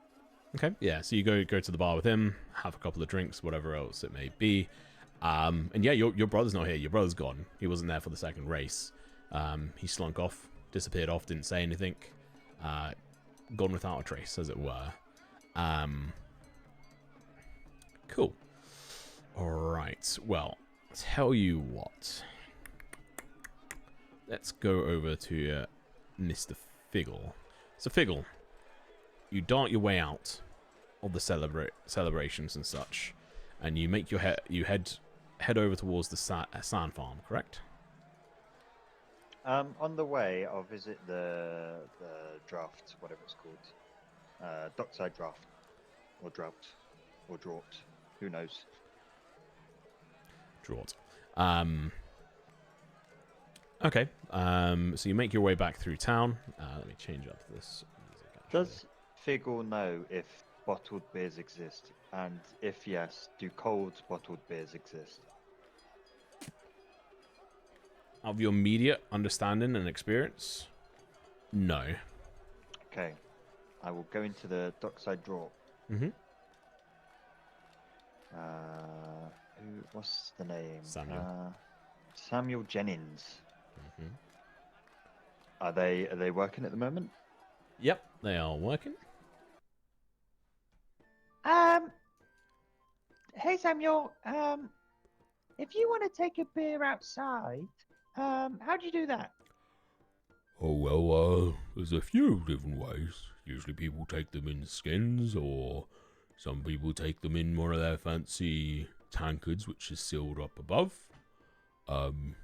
Otherwise, there are also bottles you can buy, but they're pretty pricey, although we do have a decent amount of them here, so the premium isn't that high. And how can you get cold beers? Oh, I'm not that fancy here. Don't have any of that fancy magic. Yeah, I kind of thought that might be the case. Couldn't you just, we're close to the sea. How warm's the sea? Oh, it's not that warm, to be fair. Oh, something to think about then. Can I get 2 bottled beers? Sure. And he will pull out a couple of those, which would be, we'll just say a couple of bottles with the premium on top. It would be, where the fuck are the price of the drinks? So probably say you can get the Bull Racers Brew for 7 silver pieces, and you get 2 silver pieces back if you bring the bottles back. Okay, is that 7 each? Yes. Oh god, forgot our math. I can make it simpler, make it 10. 1G. 14. 14, so it's 1 GP and 4 4 silver. silver. Okay. Is that for 2 or for 1? That's for 2, for 14 total. That's for 2. Okay. Okay, I'll hand over 1 GP and 4 silver. Okay, Thank you. And then I'm going to head out towards the sand farm. go for it. I will. Did you do that in the draft? Sorry. Yeah, Yeah. I did. But I've been back by. Oh no, I went walking again. Ignore me. Never mind. Oh shit, wrong music. I'm gonna annoy someone who is working. Okay. Excuse me. Where can I find Foreman Xander? Well, so you're going over to the sand farm. Yeah. So you can walk over to this large stone-walled structure that looks fully reinforced. The gates to walk inside are all like gated up. Shit. Like Okay. this is a proper like an fortification. operation. Yeah, it's a proper fortification. It's been remodeled, well not remodeled, but reused from essentially the Luminary Court's navy and like army one of their bases of operation here during the war with Ashen Reach.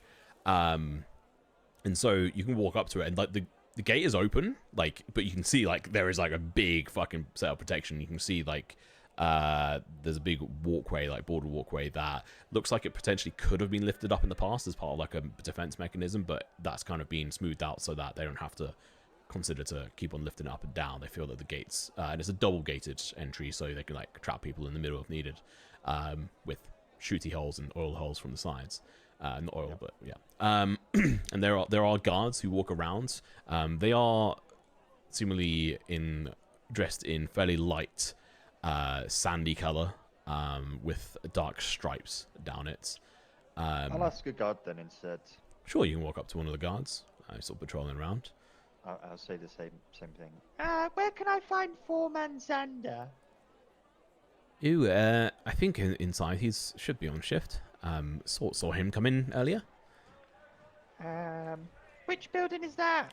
I've never been here. Oh, so if you go in, if you turn left, that's where the main sort of docking area is. On the right, should be where the main sort of sifters are. His office is directly ahead to the right, upstairs, and the first door on the left. Okay, thank you. I'm going to try and follow those instructions. Cool. So you walk in here, and there is just bustling, filled with a lot like moving carts, horses. This is a fairly large area. It's not small. Like this is a big area of operations, and you can see carts of sand being shifted into the right-hand side of this area. There's like a set of like processing parts of this where people are bagging up sands. They're putting it in crates, whatever else it may be, whatever this is being used for. You can see glimpses, because it's kind of walled off by like these large wooden walls. You can sort of catch glimpses of people sort of shifting through the sand of these large sort of mechanisms, just pouring in bags of sand over and over again and chucking out objects into piles. You see a cart shifting through with just different shapes of different rocks. There's shells, and another cart being shifted off, being sort of separated off into whatever else there may be. So you can kind of get the idea that as people are like shifting through this, they may just take stuff that looks fancy and keep it to themselves. And so you make your way. Kind of like real life gemstone mining. Sometimes they try and keep hold of it, right? Yes, essentially, yeah. Sort of like pocketing stuff. And well, the more intricate details of that you have to find out. Right, Sea Haven, Sand Farming. So yeah, you make your way up into one of the couple of buildings here that look sort of fairly official, and go up a walkway, turn left, and there's just one door there which you can knock on, and it just has on it Foreman, like the word Foreman. It doesn't have his name on, their name on or anything. Okay. I will knock. Yes. I'd like to ask you something. Sure. Who is it? My name's Figglebottom. I'm just new to the town. Okay. Sure. I suppose. Have you got any sand on you? No. Okay. Come in then. The door's unlocked. I shall open the door. What do I see?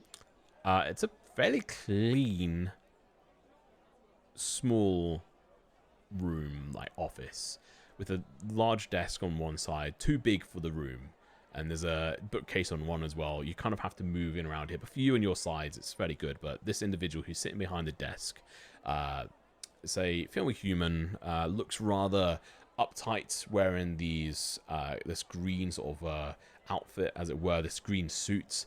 Look very prim and proper. They've got a small hat on, dark, fairly straight and clean cut hair, fairly short, sort of down to the skin around the edges.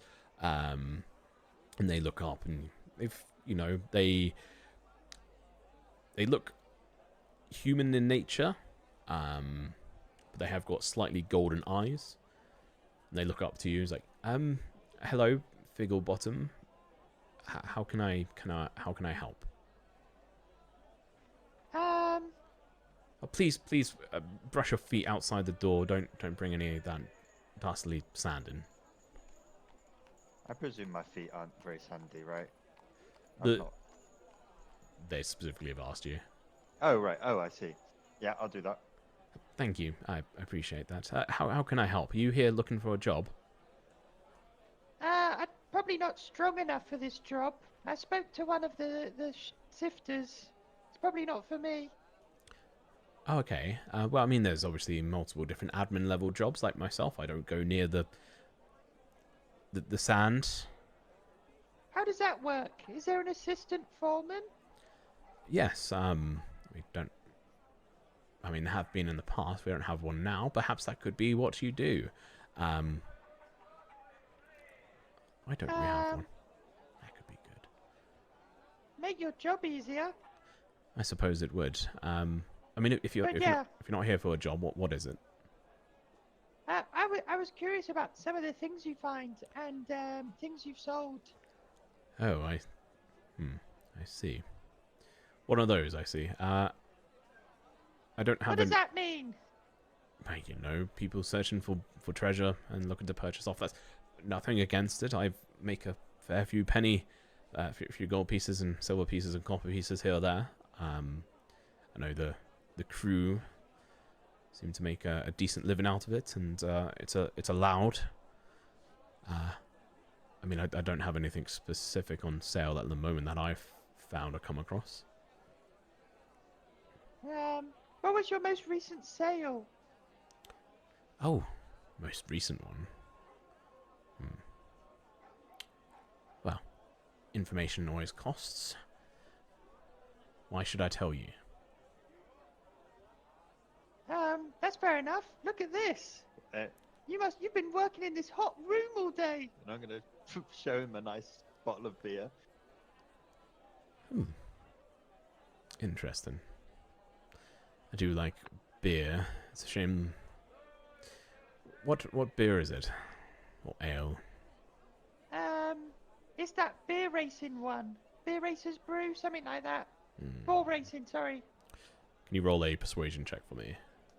Yeah. With advantage, I'll give Really you. good at those.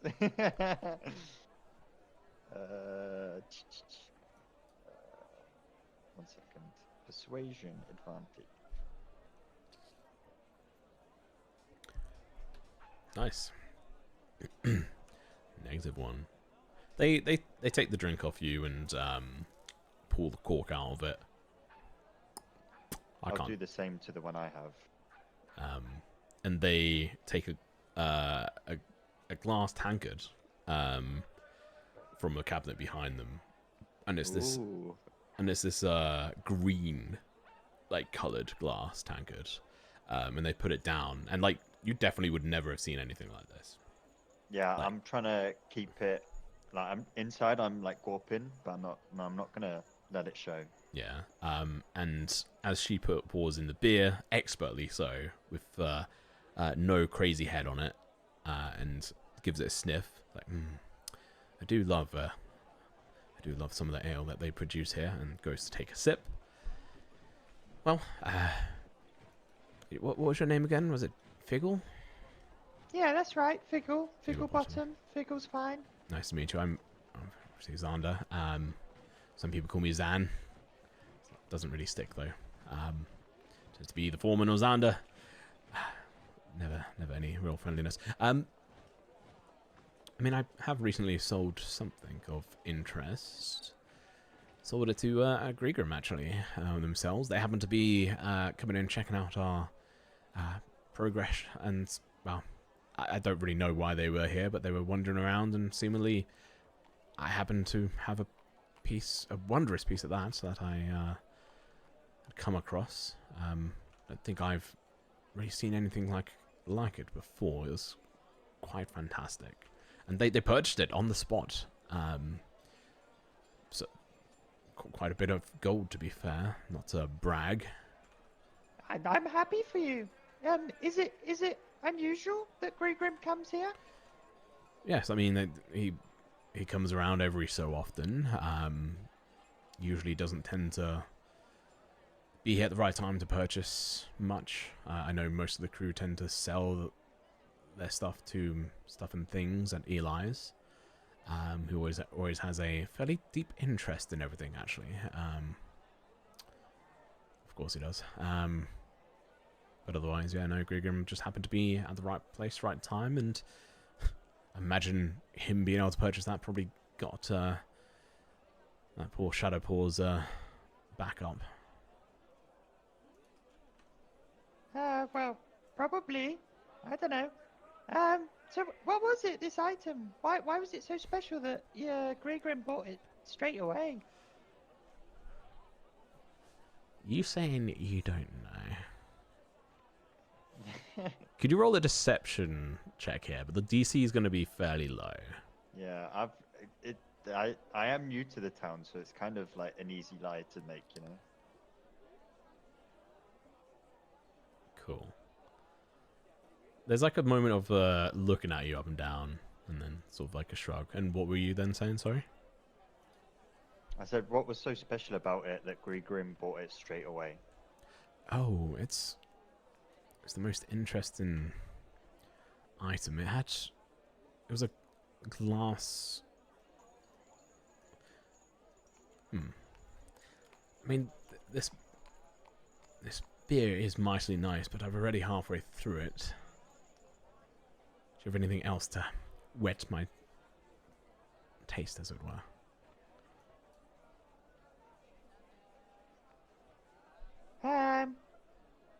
We could play a game of King. I don't tend to gamble. Okay. Here's 6 gold. Okay, roll the persuasion check.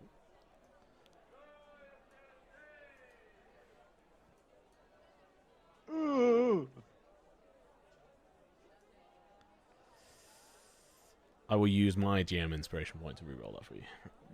I was tempted to use mine. But Oh, you thank have one? Nah. Oh, no, you said it now. Too late.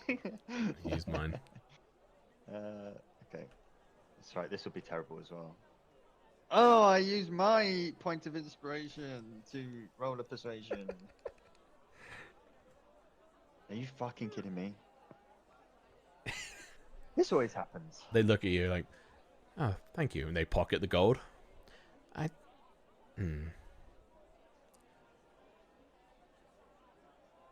Perhaps a bit more might interest me.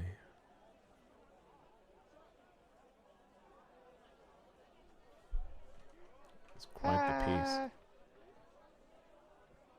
Oh, whatever. Fine. I'll give another 5. Perfect. You know how to talk the talk. This Well, individual... actually, I'm not very good at talking, so this is probably better for me. Gold talks in ways in which we may fail ourselves. Alright, let me... Where was this? There it is. This item, I've not seen anything quite like it. It wasn't made of just one color. It was made of like multiple. I mean, I've got this green tankard, which is wonderful in itself. It's quite expensive and hard to come by. It's expertly made by our local craftsman, but I say expertly, it's good enough. But this thing, it seemingly couldn't have been made by anyone I have ever seen. I've never seen anything quite like it. It's this object that was sort of shaped with two larger sort of spheres almost on either side of an interconnecting tube, in this multicolored sand. It wasn't multicolored, it was almost, I think, the word iridescent, and it seemed to float in between the two parts at a slower rate than you would imagine, almost like a feather falling at times. And the colors of it just seemed to shift shapes at time. What was it Grigrim said? I think he said it reminded him of some item that he's seen at River Haven called a hourglass. Seemed mystical in nature, quite peculiar. Did you notice any effects when you, like, played with it? You probably turned it upside down and stuff, right? Yes, I didn't really have too long to play with it, to be honest. Grigrim seemed to have come at the right time, but it seemed quite wonderful. I would have potentially have spent more time with it and spoken to more people, but he offered 5,000 gold for it on the spot. I was most taken aback. Wow, you can't turn that down. I mean, that's an astounding amount of gold. I don't think. Why are you still working? And Figgle scratches his head. Long-term financial planning. Looking potentially to make investments with that gold. I didn't take the gold on the spot. Took a note of worth so that I could redeem it when necessary. But Grigrim's good for their money. Yeah, so I've heard. Although, never mind.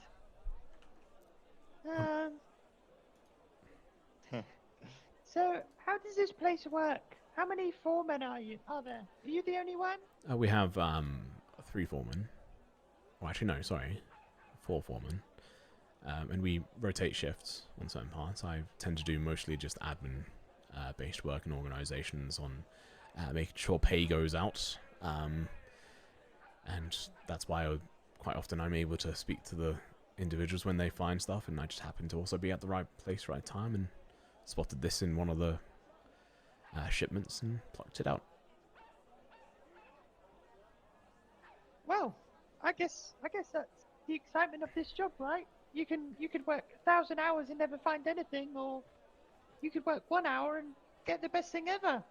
Yes, and obviously one of the tales that we tell around here is that of Sailor Jerry. Found a fantastic golden medallion, sold it, and retired, and then is now back working because he gambled away his savings. So we try to advise people to make careful financial planning around any potential gold or extra stuff they come across, because it could just be gone in a flash. Obviously with the ball races, lots of people love spending time down there drinking and gambling, which I know people who have done that in the past and lost everything. I guess that was pretty smart of you not to play king then. No, there's a bit of it that runs in the family, and I chose to stay away.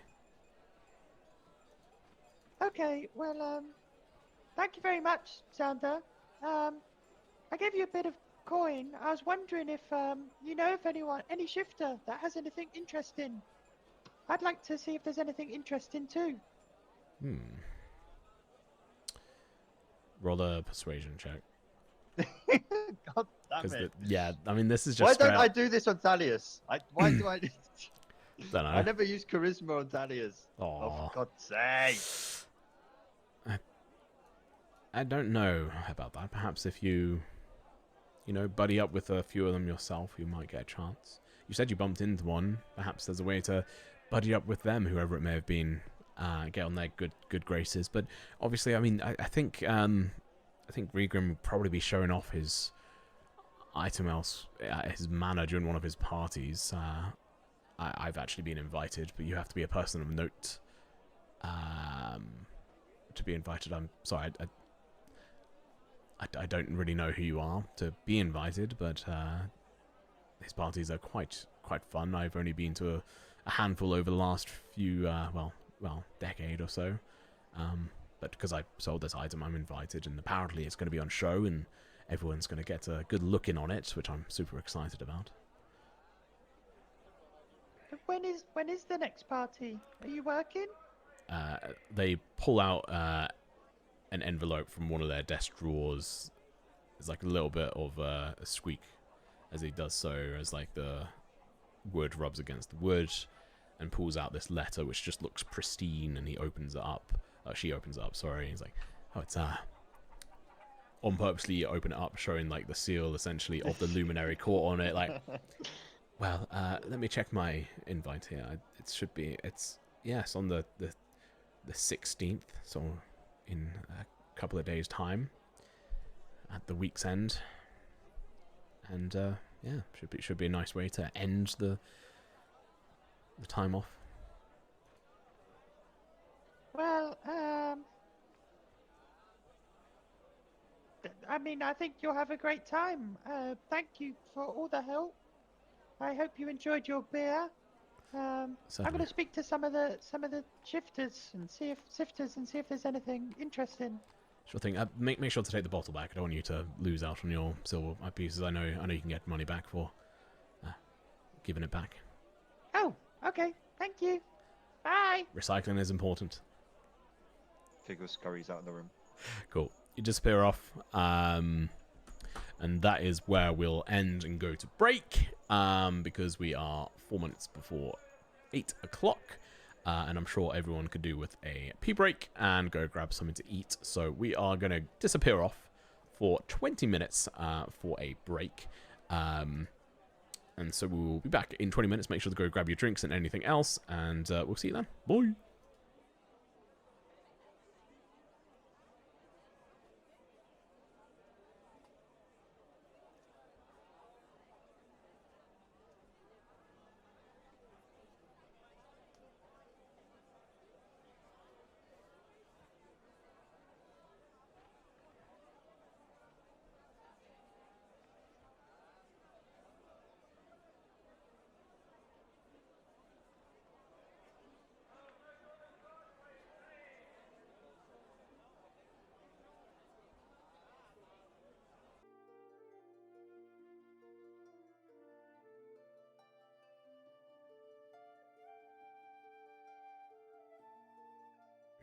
Hello and welcome back. Apologies for the delay there.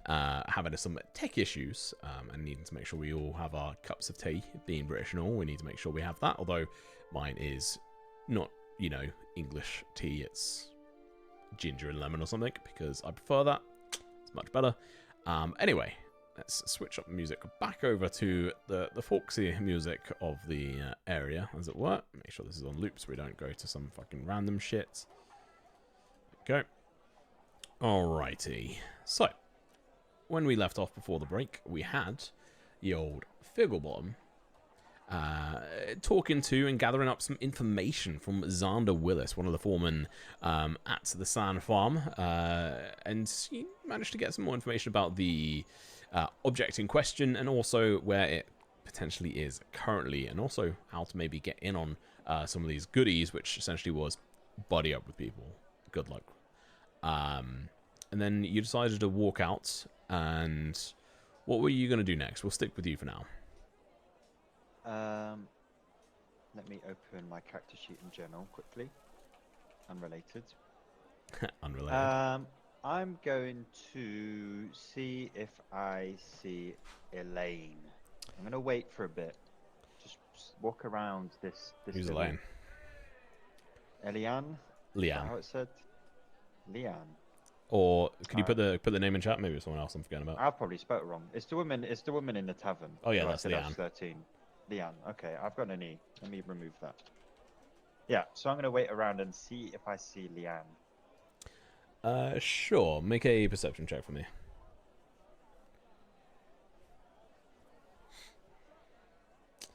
Pretty fucking banging with all things considered. So yeah, you walk down the wooden steps, sort of observing and looking around for this individual who had flirted with you, but much to her dismay, you announced that you were 13 years old,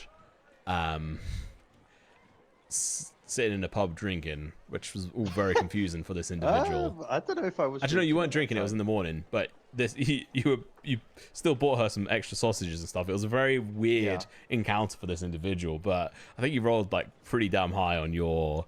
Oh no, you had to use like everything to get the deception through, which is the funniest thing.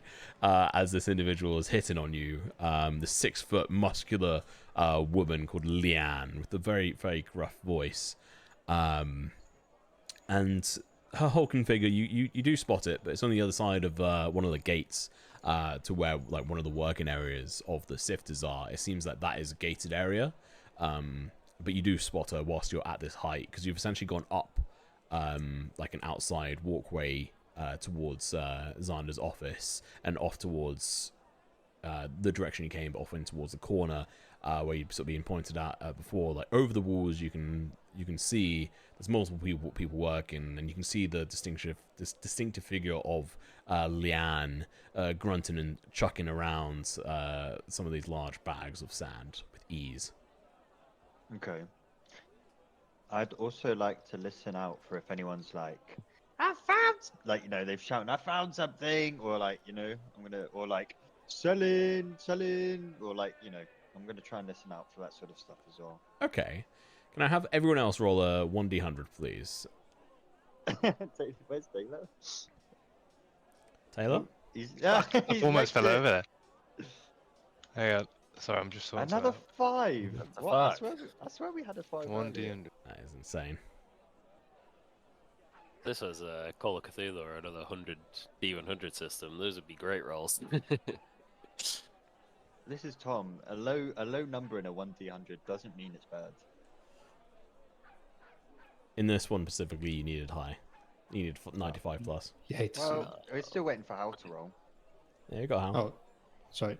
All good. Just miles away. Yeah, so I mean, Never mind. there's nothing that's going to immediately come to mind. It'd be just from like the things in which you've been told. It doesn't seem like it's a common occurrence, or Yeah. like perhaps some people will shout about it, but otherwise, like just even the fact that Xander said that you would need to buddy up with individuals if you wanted to have like a fast track to something. Otherwise, you're likely probably just going to get like the shit end items if you don't know someone who actually works with it. So it's a bit of like who you know as well, to be able to get first access. Otherwise, you might be able to get a few like baubles here or there, but it's probably nothing too extreme. But it's, you know, fairly interesting that you're, you know, that they're bringing in some items that even something like that fetched $5,000, and who knows if it's worth more than 5,000 gold pieces. Probably. And it was bought on the spot, or almost. You realize it was essentially an IOU or a token for money, rather than here's 5,000 gold, enjoy getting mugged. That's fine. I'm gonna see what's the deal with the gated area where Leanne's working. Sure. Yeah, you can walk on over. There's an individual, one of the guards, standing out front of it, just sitting down at a desk, looks up to you. It's like, name and ID, please. I don't have an ID. I was just wondering, why is this bit gated off? They just like look up. Oh, I thought you were one of the workers.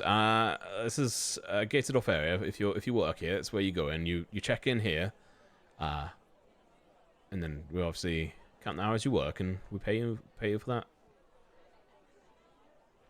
What if you want to speak to a worker? Oh, you should probably get a hold of them outside of work time. Then they're busy. Okay. Walks off.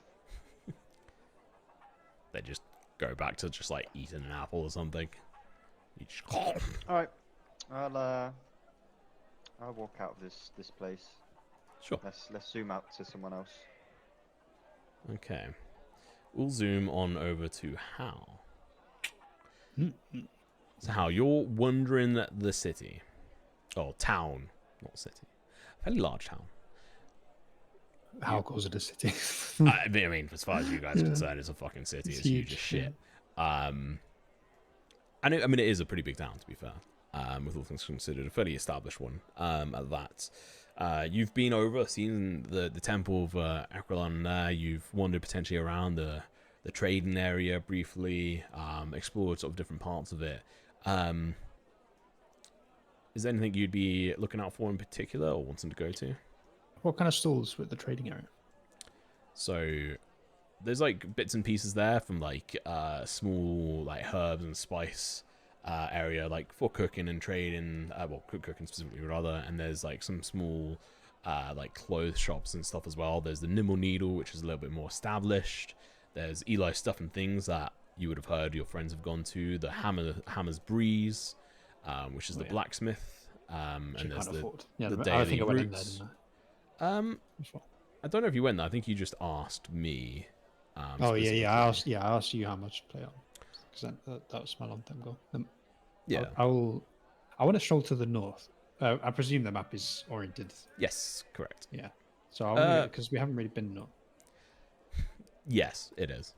Yeah. So I'd probably end up heading that way and just seeing if there's anything interesting. Okay. So the first thing you notice is a rather nice looking building here. So what I'll do is I'll drag another one of your token on here to establish where you are, as you're not with the party. Didn't we know the man? Oh, I guess we haven't. We know the governor's place is up here, right? We know it's up here. We don't know which building it is. Yeah. It I just knew it was to this side of the...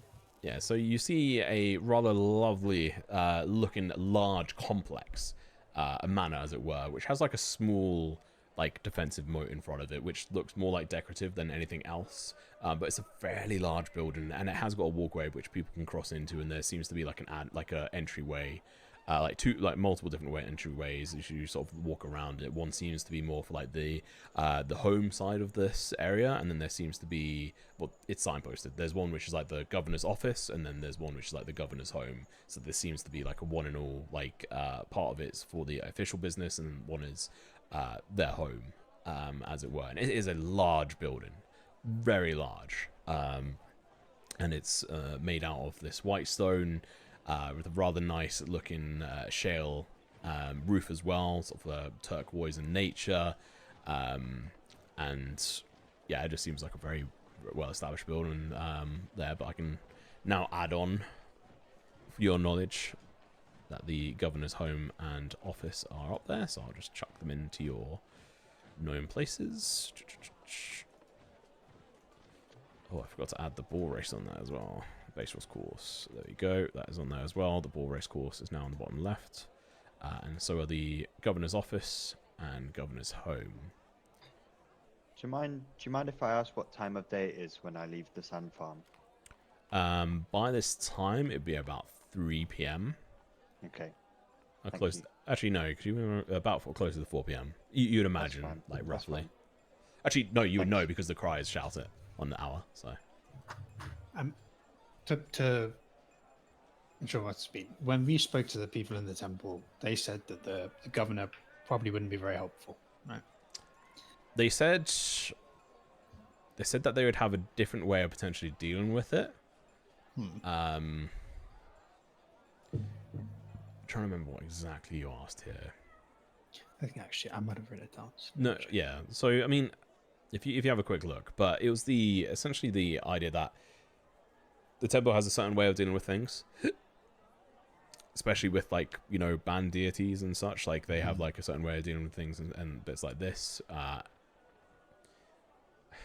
Wasn't it like, thank God you didn't go to the governor first and came to us? Yeah, the head cleric told me that there's a decent chance we get arrested because of our I think your involvement mic. in... Oh, your mic's.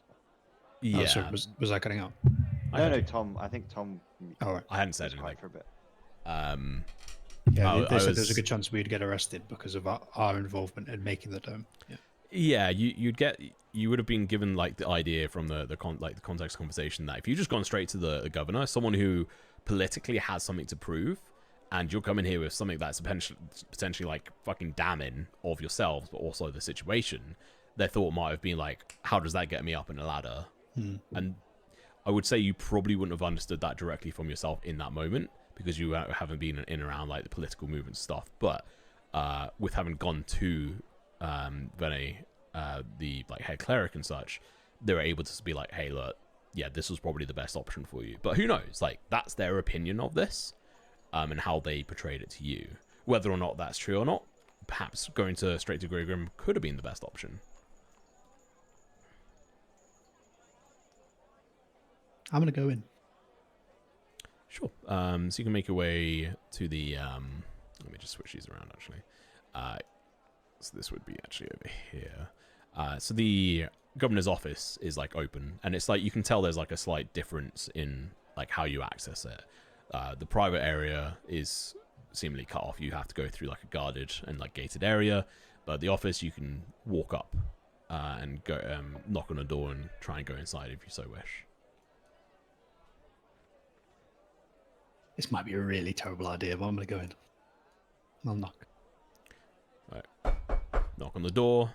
You hear a come in. I'll walk in. Door opens. Across the way, it seems like a very, well built building. It's joined. Like essentially, you have to walk up, go across a small like bridged area across the very small moat, which this bridge kind of destroys the purpose of. And there's like a part of the building that connects from the office to the main part of the building, but it like connects over to this office part, and so you have to walk under that, and there's a door which you can knock on which says governor's office, like opening hours 8 a.m. till like 4 p.m. or 6 p.m. I guess it would be, and you knock on the door and open it up, and there's a fairly nice building sort of like entry on here. There's a desktop area on the other side of the room. There's a very small sort of like entryway in which you're in, and then there's a sort of brown-haired half-elf sitting at a desk, seemingly sort of very well dressed in fine clothes, who sort of like just look up to you from their desk. And there's like a sort of like what do you call it, like not the picket fence, but there's like a fenced off area, like a small wooden fence that you get like at the like courts and stuff. This is kind of like in the entryway you can walk into, and there's like a small stand-up desk on the other side, in which he gets up and walks over to. Yes, how can I help? Before I respond, to understand the political context, this town, is the governor responsible for Thistledale? So, like, is it part of like the, I guess, hinterland would be the right word? Jurisdiction. Jurisdiction's a good one. Yes and no. Like, there is some level of responsibility. Technically, Thistledale is a feeder town into this town, into Sea Haven. But because of like, and so the sales are taxed, but the actual village isn't taxed because it's so far out of its area, but it's still technically within the jurisdiction. But you wouldn't have seen any presence from them within your lifetime. Yeah. So it's like nominal. Yeah, it's like than... your fringe case.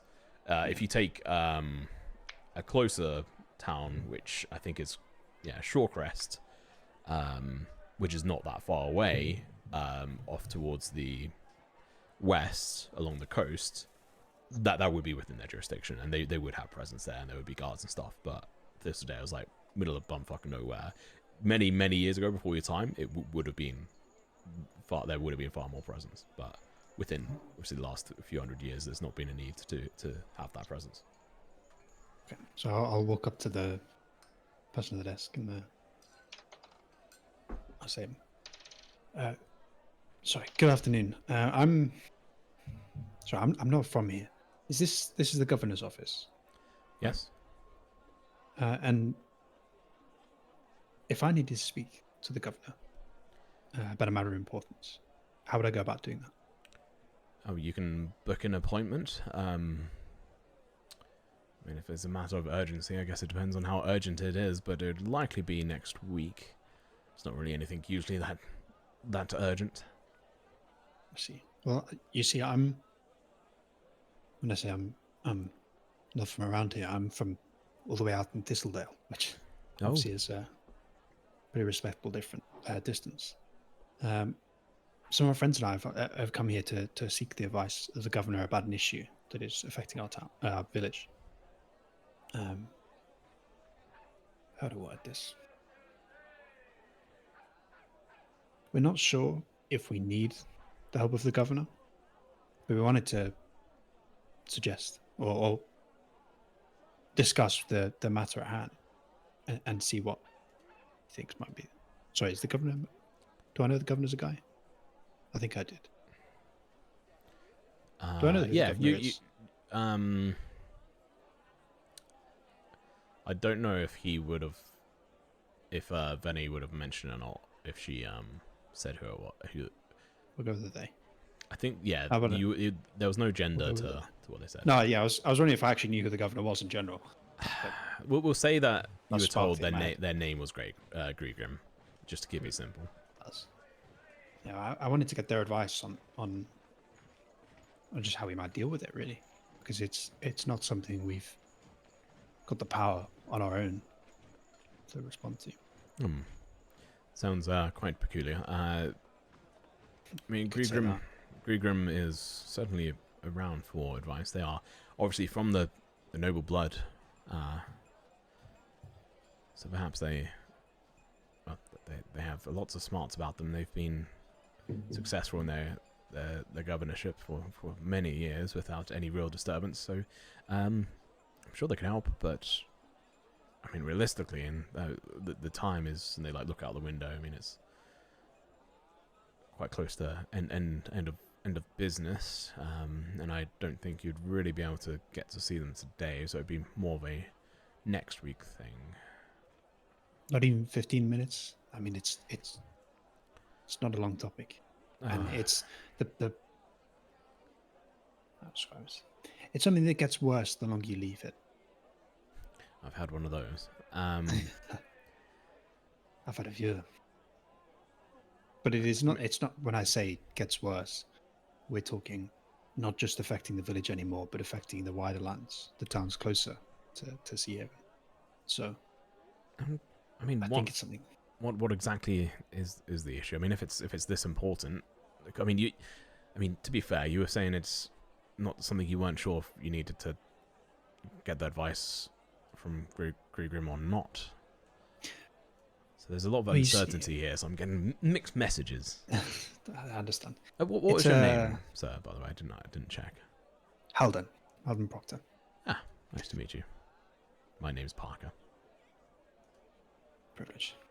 So what's magical, you see, at least we think it is. It's some kind of spell that is being cast on the land in and around our village. We don't know how to get rid of it, and as we think, it's growing. It harms wildlife and some people too. That is, Can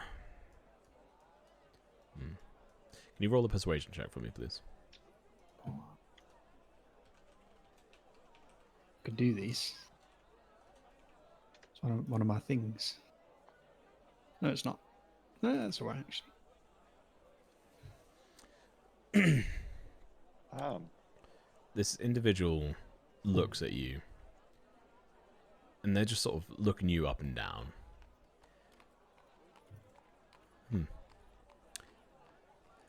Sure. It sounds like quite the dangerous situation. I'm sure from the sounds of things it is obviously quite terrible, but I mean Thistledale is quite the way away from here. I'll get a message to Griegrim, and if they wish to speak to you today, which is questionable. They tend to get off fairly early. Then I'll reach out to you. Where are you currently staying? Do you have residence here?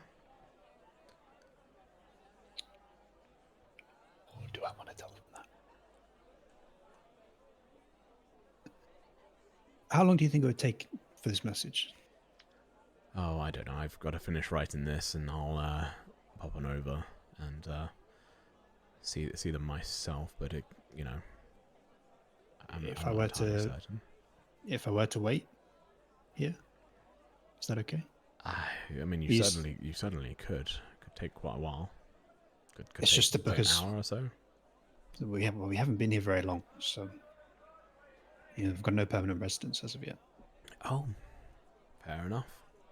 I mean, if you're staying at one of the taverns, we could send a messenger to collect you if we so wish as well.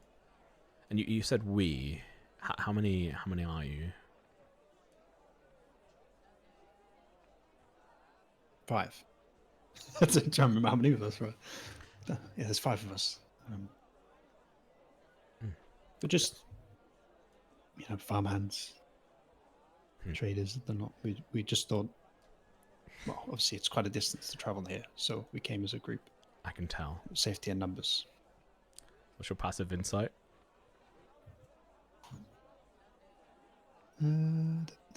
That's wisdom. Oh, yeah, it's 11. Okay. I mean, it's up to you to tell us, but this person is kind of like some of the things you've said, and is like, I can tell. It's almost like they're looking down on you, but I don't know how you would interpret that. But they're not being subtle about it. To like, Oh, Hal's a naive idiot. yeah. He's a farmhand. So, You wouldn't know. sure. I mean, you could certainly wait here if you wish. I'll have to get to it when I've finished a couple of things and check if he's actually in. He could be out, I suppose. Well, I mean, it's around the corner, right? Yes. Could we, or could I mean, I could just go. They just laugh. No, I mean, it's the office here is fair game for you to come into, but the homestead, I mean, you have to be invited there. But you can go there.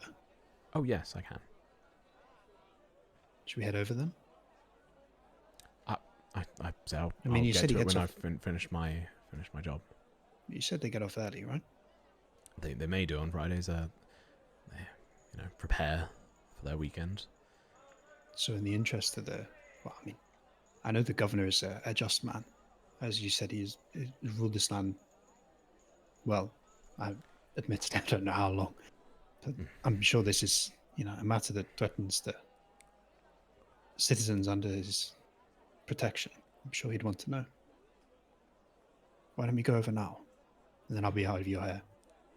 Parker just puts down their quill, looks up to you, and cross their arms. Roll a persuasion check for me, please, with disadvantage. Hold on a minute. Oh, Hold on a minute. cooking. Yeah, it's a new. Sorry, I hadn't long rested since yesterday, so I have my channel divinity. You do, yeah. Yeah, which I'm going to use to give myself a +10. Oh, it's a +5. Never mind. I'll take it anyway. Yeah, plus 10 would be We'll fine, invest that. so. Yeah, little +5 on my. You said disadvantage, right? Yeah. Damn. That could clutch. It's still +9 on the on the roll. So. Come on. No. It's still. Wait, then +5, so 13.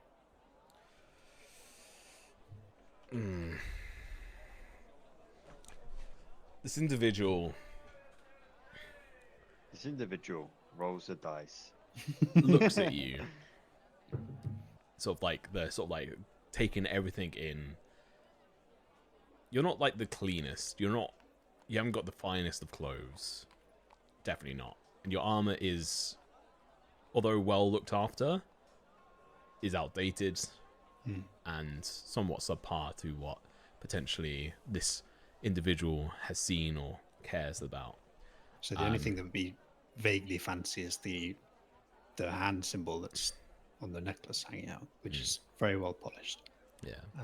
And you're a villager from the arse end of nowhere, talking about a big threat and trying to, you know, push him to move out of what he's already decided and be Hold on a fairly second. assertive about it. And this individual, like, it's just something about you, like, it's not quite with it, even with the 13.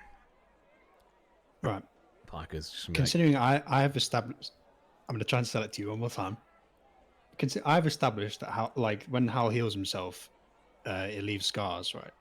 mhm. So he's wearing a short sleeve, and his arms are like quite scarred from, and obviously he's still got the bear thing on his neck. So Mhm. there are visible signs of this guy's been screwed up by something at some point, and probably been quite near death. I'm just throwing that out there. Yeah, no, I think that's a really good argument.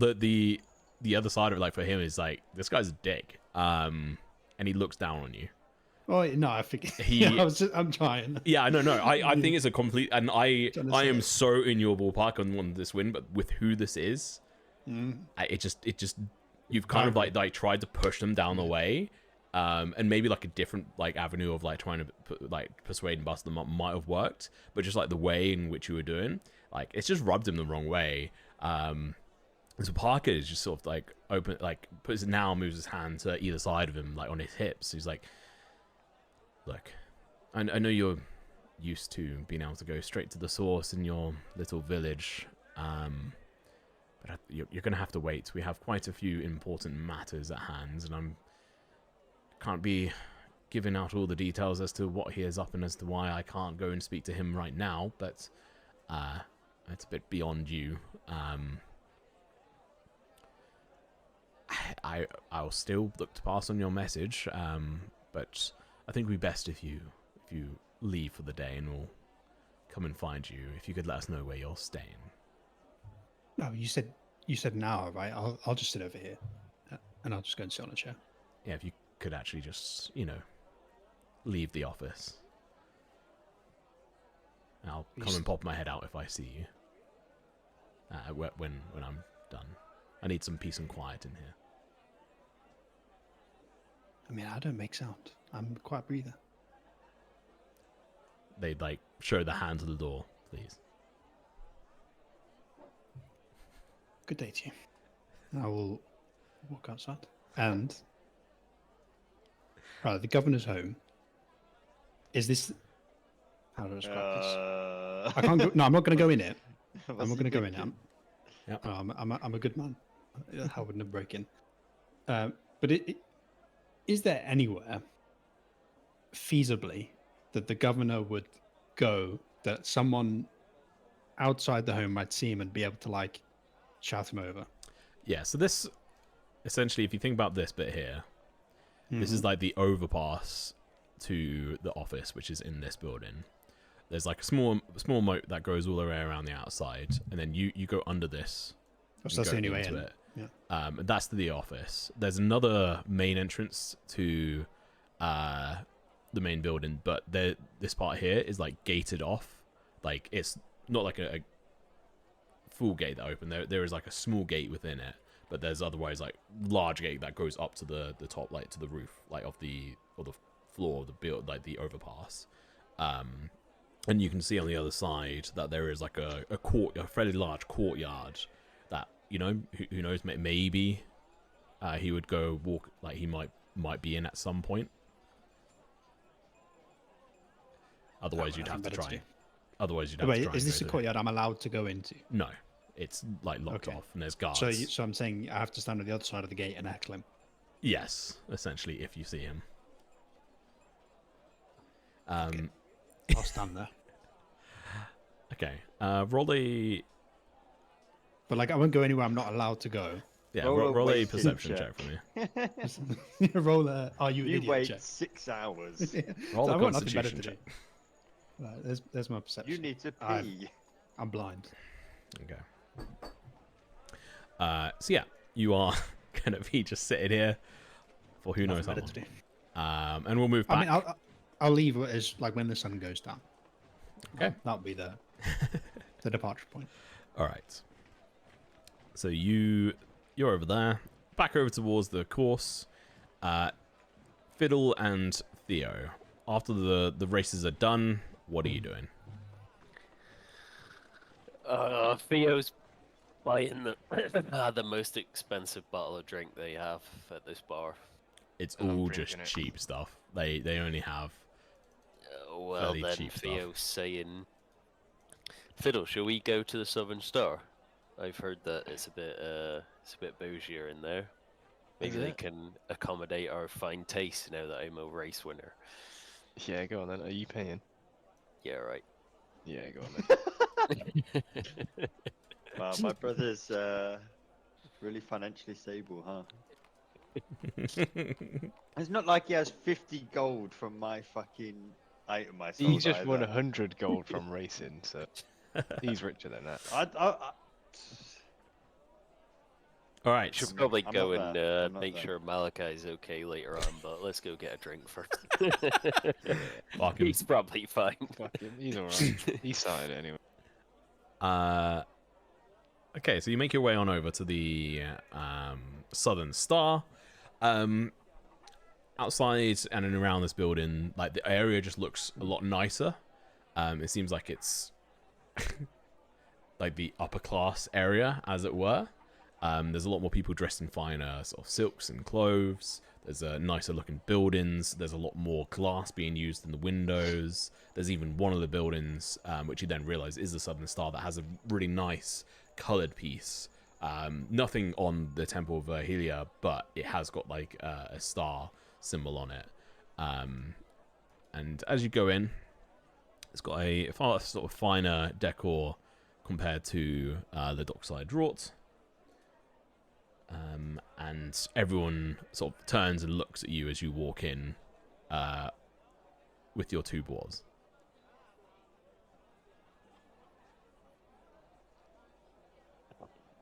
Oh, yeah. Race winners over here. Nobody mind us. I walk over to the bar with the pigs. With the pigs. Are they allowed in? With the pigs. People are just staring in like disbelief, and there's like comments like, "Oh my god, what do you think this is okay?" Theo, maybe you should leave the pigs. Should we leave the pigs outside?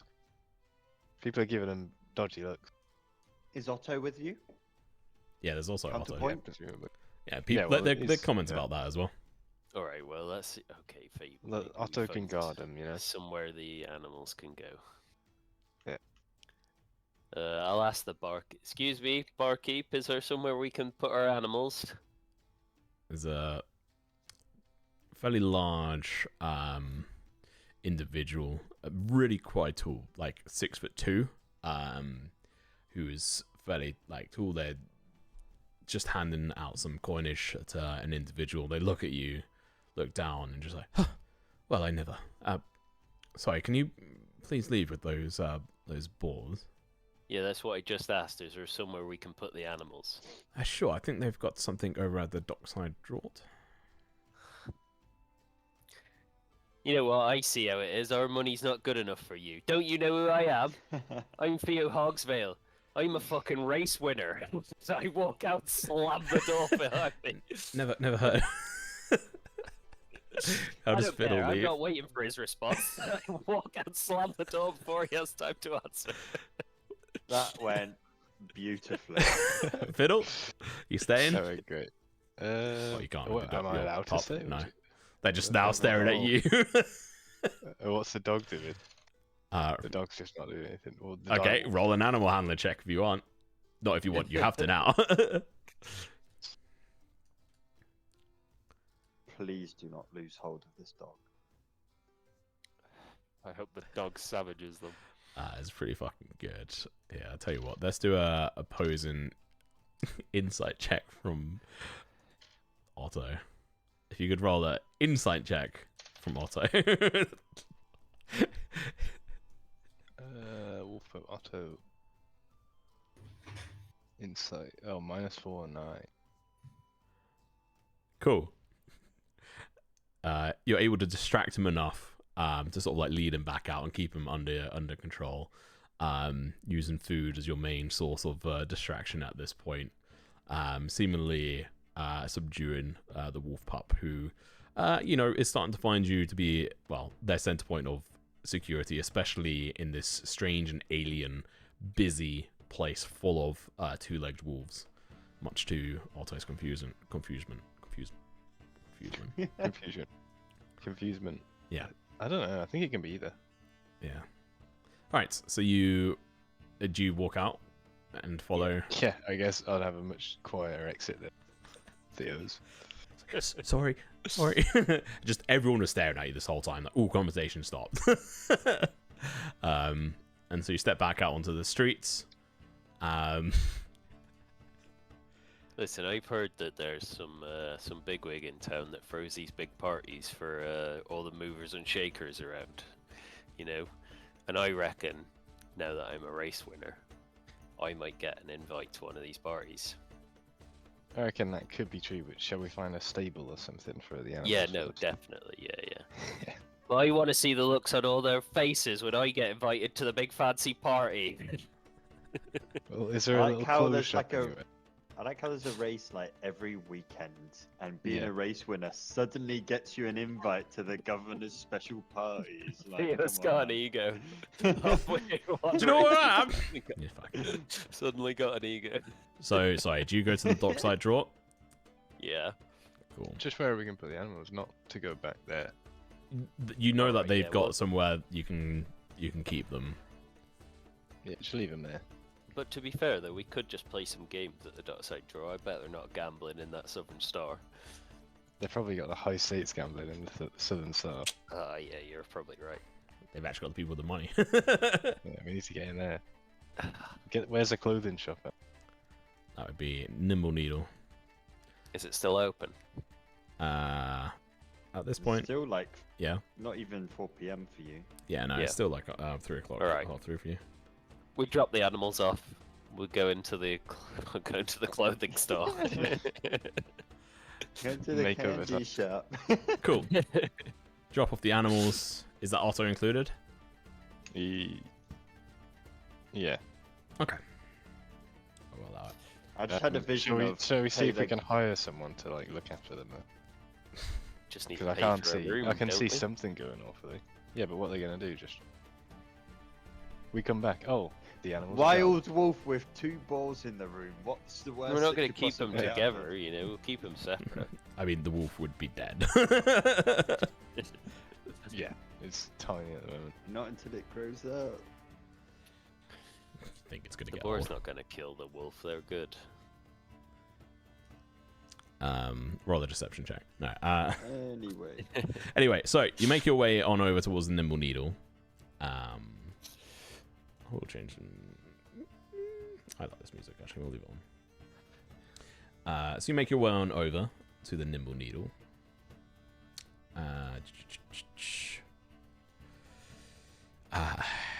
It's part of the trade. The trade market, as it were. There's quite a few different people sort of wandering in and around. It doesn't seem too busy within this specific shop. But you can look to make your way in if you wish. Specifically, it's a fairly picturesque storefront with a fairly bright and inviting display, window display that features sort of like a ever-changing selection of garments from everyday wear to elaborate costumes. And as you walk in, there's the cling of the bell above the door. The shop is rather cozy and well organized, with fabrics of every color and texture neatly arranged on shelves and rolls. There's soft music playing in the background, and the gentle hum of a manual sewing machine operated by foot in the back that can be heard. And the air smells faintly of lavender and cloth, creating a bit of a soothing feel to the shop if you're into it anyway. Yeah, no, I needed that. I was very angry after leaving the Southern Star. The first person who meets you is this individual called Elise. You can see a badge on it. She's a fairly plump or dumpy sort of woman with her hair back in a bun, small sort of spectacles on her head, which is a rarity to see something like that. and it's a fairly nice shop here. She looks up, it's like, "Oh, hello. How's it going?" Hello, yeah, good day to you. My friend and I were looking for some finery, as it were. Oh, how fine are we talking about? Fine enough for a race winner. Oh, well, we got some special occasion wear. We also do custom garments. There's basic alterations as well. I suppose I should ask. I mean, how much are you looking to spend? Well, what's the sort of average cost for a child-sized suit of finery? A child, like a halfling child? Yeah, that's the one. Well, not an actually halfling child, but a human child to fit a halfling. I mean, we just do halfling sizes. Right, yeah, halfling size, please, and gnome size as well. Sure. Yes, we do both of those. Obviously, if you're looking for something pre-adorned, we don't have anything, I think, in particular for both of your current sizes. I think, but we might have a few bits we could alter. But like a special occasion wear could range anywhere between 80 to 200 gold, depending on what you're looking to achieve, and those can take a couple of days to get ready. Some other sort of special custom garments could be 25 to 100 gold each, depending on the designs. And then we can do some fix-em-ups and adjustments, and maybe some basic pieces for between 5 to 15 gold. Really, I mean, we kind of look to tailor to budget, unless there's something specific in mind. Do you do rentals? Rentals. That's a big question, D&D that is. fantasy rentals. You're kidding me. Roll a persuasion check for me. Oh my god. That's a big question, though. Bro's trying to Klarna his fucking fantasy club. That is crazy. It's a terrible roll, but I am quite persuasive. Wow. we don't really do too many of those, but I'm sure we could try and think something up for that.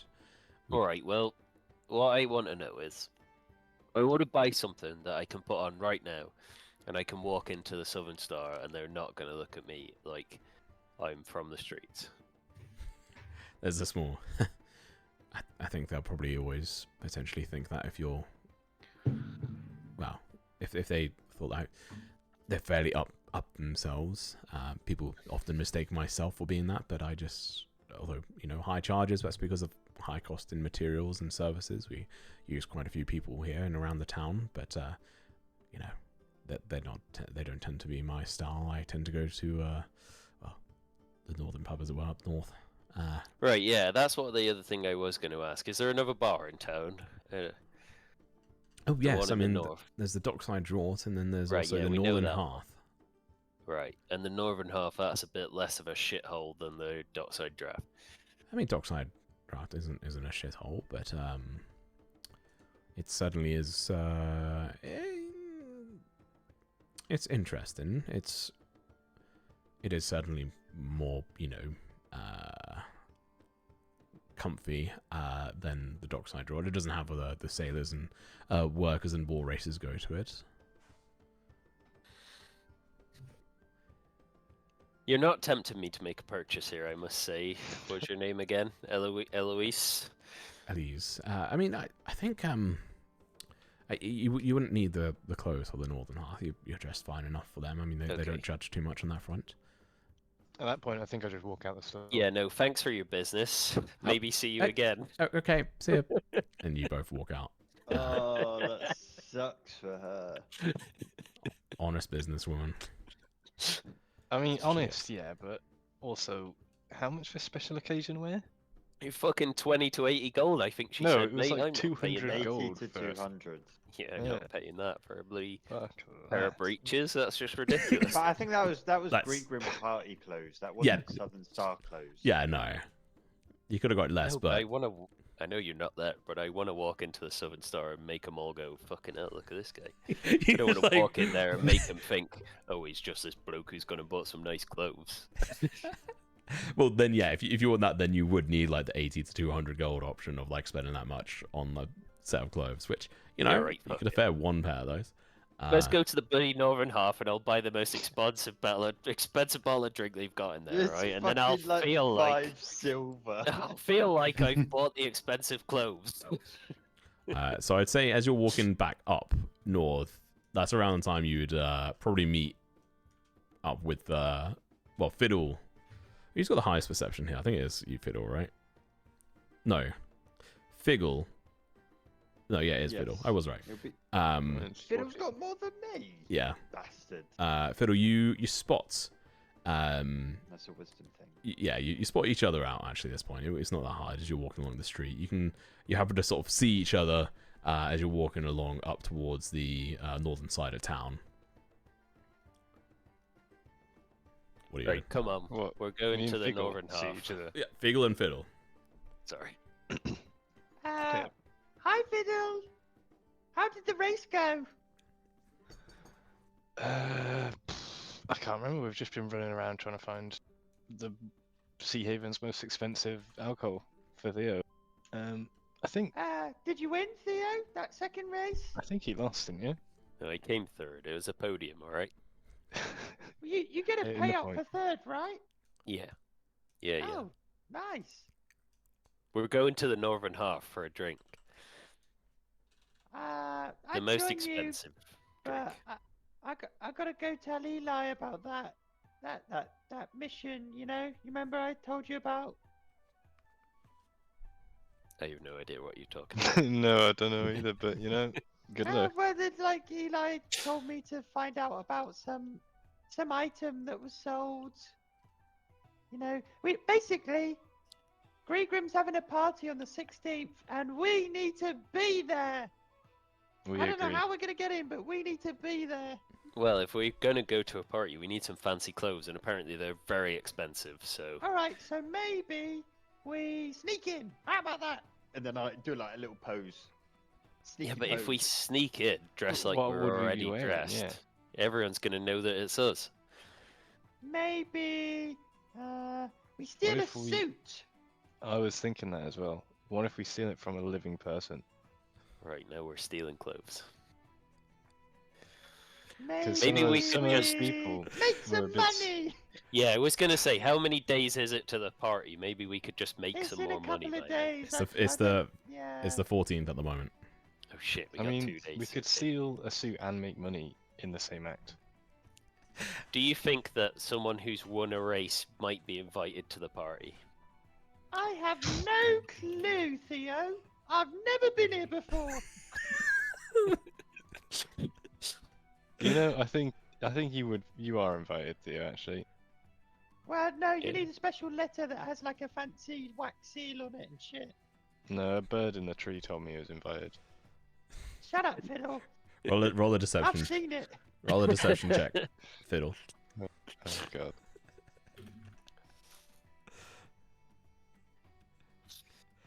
Deceived. Oh, he's joking. I know my brother.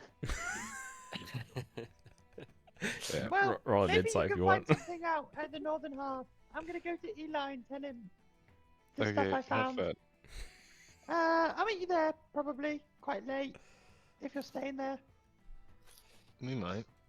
Okay, We bye. might, yeah, maybe we could Alright. find some more work there. Right, I'm gonna shoot off to Eli's before it's like 5 p.m. Okay. Wait, have you seen Hal? No. I shout as I run off. Wait, isn't apothecary? That's for like plants and stuff. Yeah, you need to take your. I do need to go there because I need to buy my pig juice. You might have Yeah, a certain berry that's Yeah. interesting to the people. Theo, of shall we Pickering. hop over to the Alright, yeah. seaside apothecary? Yeah, I do need to go there anyway. I'm just getting drawn there. So You've got some berries, haven't you? Some raven flew by and no, reminded you. I was thinking of this flower that smells pretty nice. I thought you had some berries. I've got berries. I've got flowers. I've got Alright, all yeah. sorts. Maybe he'll do us a deal. Let's go and Yeah. have a look. So Okay, so you split back up again, go in your separate ways.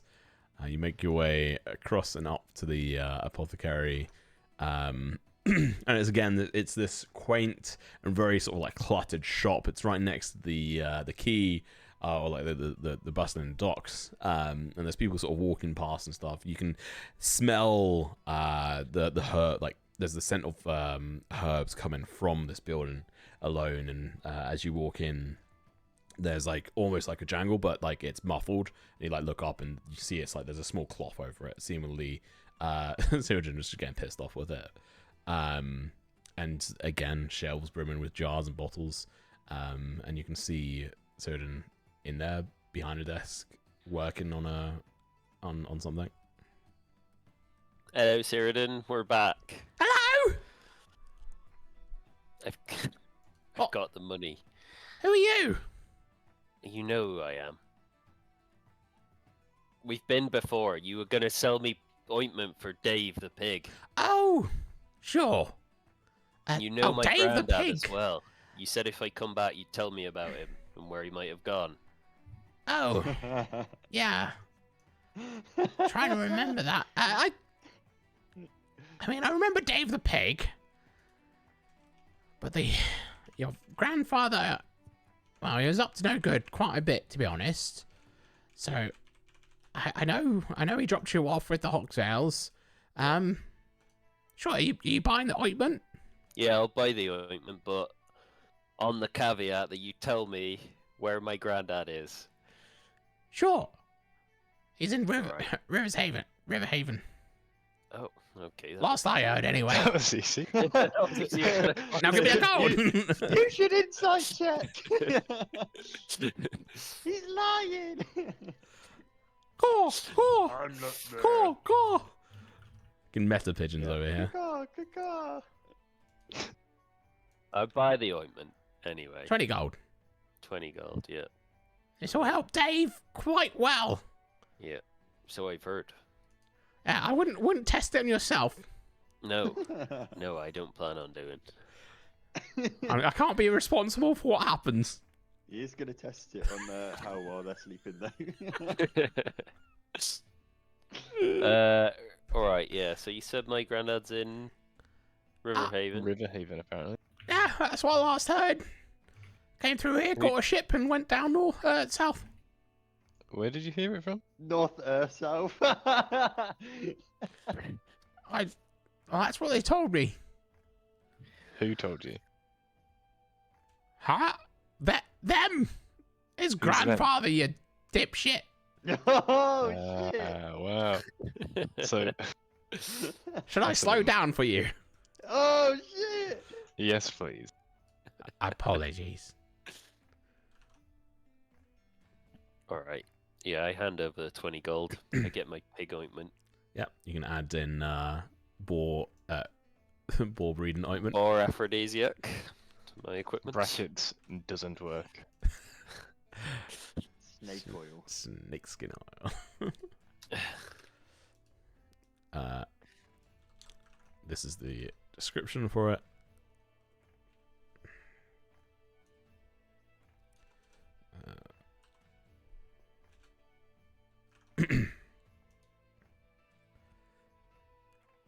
Is there anything else? You didn't seem to want any of my stuff beforehand.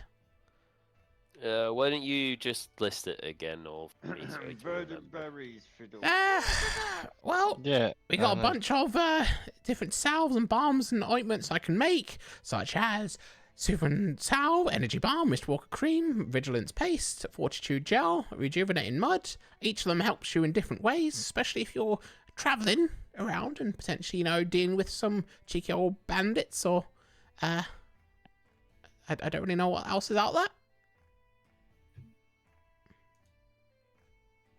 Does any of that sound of interest to you, Fiddle?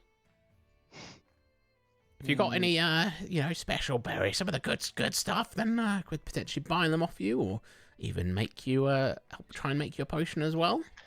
Well, I was going to ask you, what do these do? And then I just whip out the verdant berries and the moon petal plants together. Okay. On I'll your just be like, what are these? Do you know what these are? Do you know what these are? No, never seen them. I'll give you 5 copper for it though.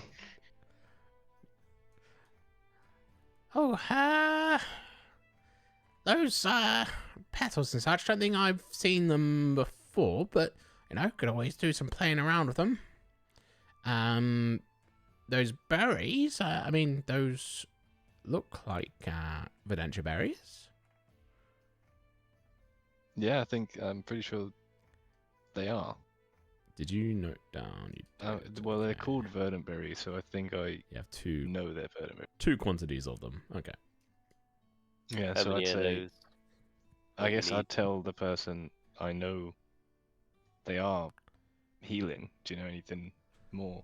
Yeah, they're the key ingredient. One of the main ones anyway. Are making some potions of healing to boost you up if you need in a fight. Quite rare to come across. Can be quite hard to work with, especially if you're untrained and don't have the right equipment. And they smack their desk behind them, and now you have a look at it. They're you may have a small set at home and or in your bag. It's it's shit quality. You don't have any real glassware, but in her setup here, you can see that there is a couple of fairly neat looking glass set of alchemy equipment, as it were, for brewing potions and other such things. This would have cost a fair penny, and the fact that it's glass and such as well is and would have had to be specially made for this. I'm not there, Tom, but I have been to Cyrodiil's, Yep. and I probably would have saw this. Is it clear glass, an proper alchemy set? Yes. You're obsessed with glass, aren't you? Yeah, Yeah. it's clear. It's this stuff would have cost a shit This is ton. the first time you're seeing clear glass, by the way. Just to Oh. point it out. Yeah, Okay, well, yeah, because then all the that's- other window glass and stuff were opaque. I guess I'd be like, those are pretty fancy. What's that? Oh yeah, they got them made and shipped up from Riverhaven. Oh man, if I break one of them, that's a bugger. Puts me out of commission How on much a are few they? of the things. Well, I guess you buy them at a shoppery, but how much are Oh, they? we have to roughly? have them specially made and ordered. You can get other alchemy sets and levels and stuff, but for the best, and these aren't even the best quality ones. I've spent a fair few thousand gold and stuff on them over the years, but yeah, this is it's my alchemy station as such, my potion making. So is Riverhaven known for glass then? Yeah, amongst a few things they've got there. They've got quite a few of those magical casters who know how to do a few odd bits and pieces with some of the more finer pieces of glassware. You I'm must gonna have some note- contacts in Riverhaven. Do you reckon maybe one of them might know if my granddad's still there? Possibly. Think maybe you could send a message for me? Possibly. Looks could at probably their get a message coin sent. purse. Or we could just we might be going to Riverhaven at some point, no? Oh, Yeah, Or we maybe. could. it's quite the journey. If you do go, let me know. Oh, Why? What's in it for you? I don't know. Maybe there's something I want to try and get shipped back. we could be up for that. How much are you What's willing our to current spend? plan, Theo? Do you remember? Because my memory's failing me in my old age. Say that again. I said to Theo, does he remember where we're planning to go next? The group? There are currently no plans. Yeah, no, we're looking I for reckon we. someone who knows something about the dome. We're Well- looking for my granddad. We're looking for the next boar races. These are only things that I really Yeah, care those are the priorities. I guess I'd what's the person's name? Cyrodiil. I asked Certain, how far away is River? Like, how do people get there? Oh, I mean, usually they go either by road or they go via boat, which can be a bit dangerous along the Cerulean coast. But at this time of year, it's usually mostly smooth, and they either stop off at one of the local towns or they go all the way down to what is its name? As you bear with me, one sec. Oh, where the fuck's the label for that gone? Or can we get a boat to Riverhaven? This should I reckon so be. too. This would be sea breeze.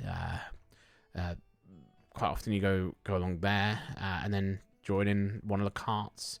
It takes quite a while, to be honest. I mean, from Sea Breeze, I think it's like still like a good few hundred miles. But via water, it's a lot smoother than going via land. You don't have to deal with as many problems. Potentially, there's obviously the sea monsters and such that could potentially come out and such. But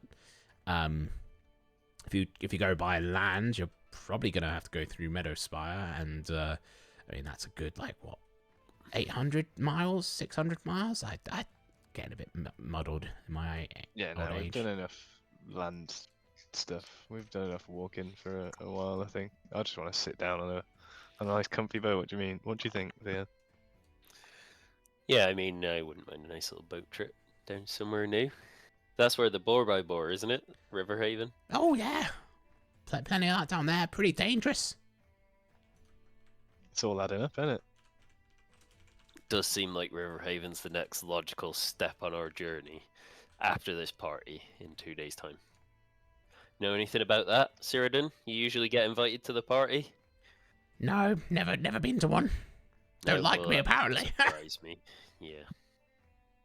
It's because of the extortionate prices you charge. Ooh, he said it. I mean, if you don't need them, don't buy them, I suppose. Yeah, well, I do need him, alright? Are you Apparently. trying to make your way down there to be the next Dominic? The wannabe? Another calm down, question. you two. Alright. Now that I've bought this pig ointment, I don't plan on. Oh, shit, no. Oh, fuck. you have to deliver it Fuck. back. Yeah, no, I did Deliver think what back? about that. And I can't really pay for a delivery service to go back to the fucking dome, No. can I? No. What do you have to pay to get back? Bollocks. Is Dave breeding oil? Oh, is Dave still at? Right, If I don't yes, Dave If I is don't still get at this ointment for Thistledale. Dave, I'm never going to make any No. other champion pigs, am I?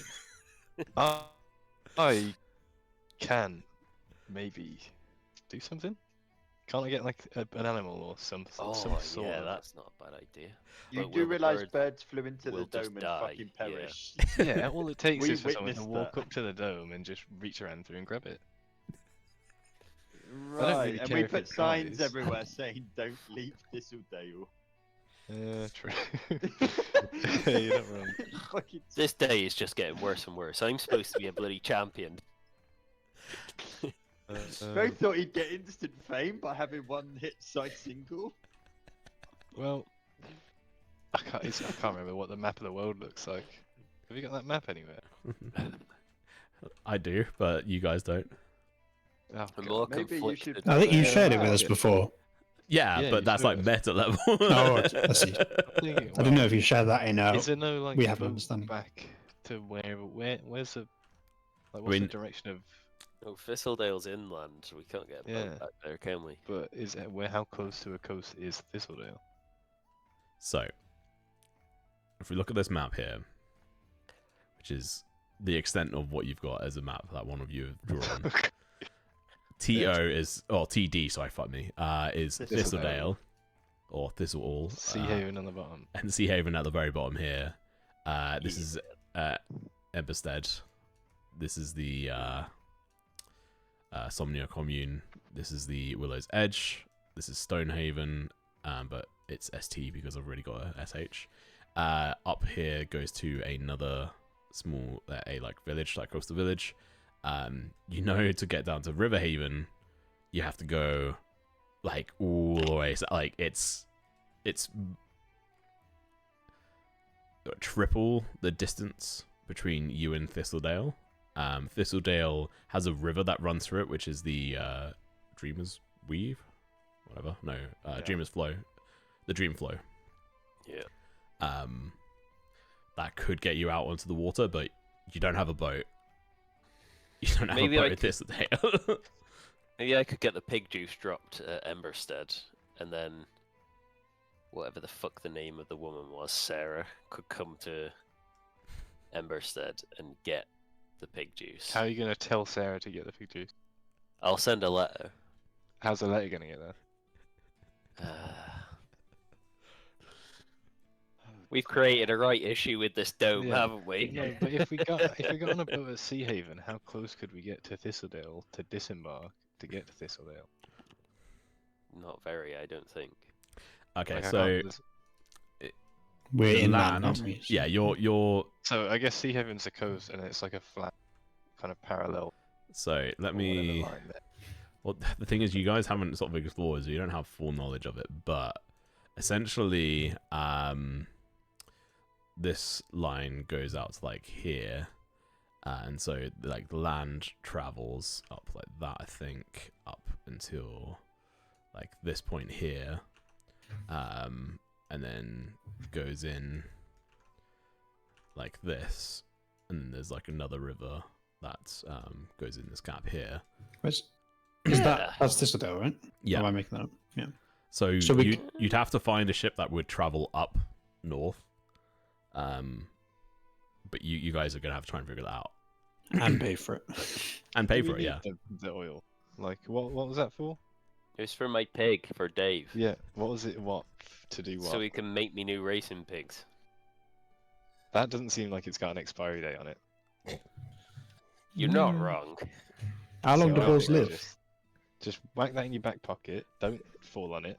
And Aren't your parents It's- reliant on this for their income? They're not my yeah, parents. but he's rich now. Okay, you're adopted. They're You my could just go, adoptive you could just family, go back right? and give them Just like open 50 up gold there. pieces.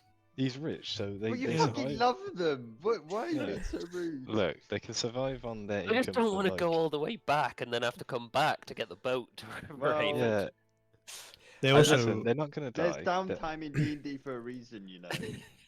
Yeah, So to get this on a this is boat. this is a bigger conversation that I think you guys, well, you can continue to have it here, but you should probably have a yeah, conversation. look at that, dude. All right, Thistledale's I tell only you 30 what, feet away. I'll take the ointment for now. We'll make the decision. We'll come back to it. Well, we're gonna have to go back at some point anyway to try and fix the mess we created. Yeah, we've not got any progress. Maybe the progress is in Riverhaven. Well, no, we have made progress. The church is currently Blessed. scheming, and then they're going to come speak to us. Scheming. Well, Can I stare deep into Cyrodian's eyes Yep. and say, "Tell me what you know about my granddad," and use detect thoughts on him? Oh, okay. Oh, mind Ruh-roh. manipulation. Interesting. Thought police Can you accident. ping that spell for me, please? Yes. Can. I think, does this do it? Or does that just... Yeah. Yeah. Fucking hell, I ain't Oh, reading shit. all it's like an essay. that. I think either way he knows that I've read his thoughts. Yeah, then The first part of it doesn't. It's if you This- push Oh, into it. okay. It's if you get Surface surface thoughts. It's fine. yeah, if you probe them, they'll know. Yeah, if I probe him, he'll know. Which I will remind is a Same. crime in this universe. Uh, You will be committing a no-no. Yeah, if I probe him. let me. What are they going to do? Say, oh, this guy casted bad magic on me. No, I didn't. Oh, well. That's the that. thing with these kind of thought spells, isn't it? They've got to prove it, and how the fuck are you going to Well, prove do someone they? read They- your mind? Depends how corrupt the police are. Well, yeah, but what's he going to do? Tell the guards I read his mind? I'll just say, no, I didn't. And then Oh, no, you're relying And on then the they guards go, being I've convicted. worked about with me." Cyrodian for hundreds of years. I Yeah. can barely read my own mind. What are you talking about? Yeah, and then the guy goes, well, this guy's an upstanding member of the community. He's probably not lying and arrest you. And then I chaos bolt them all and burn the village down. No, you're not Malachi, relax. Yeah. So we're going to end Uh, up with a lot of new characters at this rate. Hey, if I'm that's trying what to it get is. myself arrested. Okay, so Are you pushing, or are you just trying to read surface level? Surface thoughts. Okay. So as you ask, repeat your question. Tell me what you know about my granddad. No. Or, I could be persuaded, and you hear, like, in the back of your head, as if it's being, like, spoken in the back of your skull, somewhat whispery, something that you've been experiencing, and in this moment, sort of trying to focus on, trying to get this information out, something sort of, like, flicks in your head, your eyes sort of, like, blur for a moment as you're staring at Siriden's face, and so their features become slightly blurred, but you hear the voice, hear almost like their voice inside the back of your head of the, doesn't know. Interesting times ahead for this young chap. I'm not telling you anything. And then Riverhaven, don't know if he's there or not.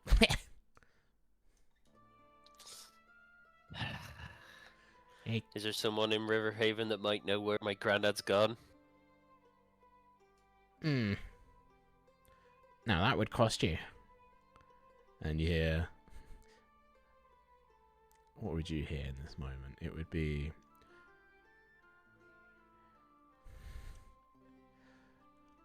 My cousin. Of course. He doesn't know him. Can you repeat that again so I can write it in my notes? My cousin. My Of course, cousin. but he doesn't know that. Or know him, I think I said. Okay. Okay. I'm not telling you anything unless you want to, do business. If you're anything like your grandfather, you'll be bringing around trouble. I heard you've got a cousin in Riverhaven. How the fuck did you know that? And you just hear in their head, shit. I heard he's got a shop there or something. Maybe you could send us there instead. Roll a deception check, and I'll give you advantage on this. Okay. 2 seconds. Deception advantage.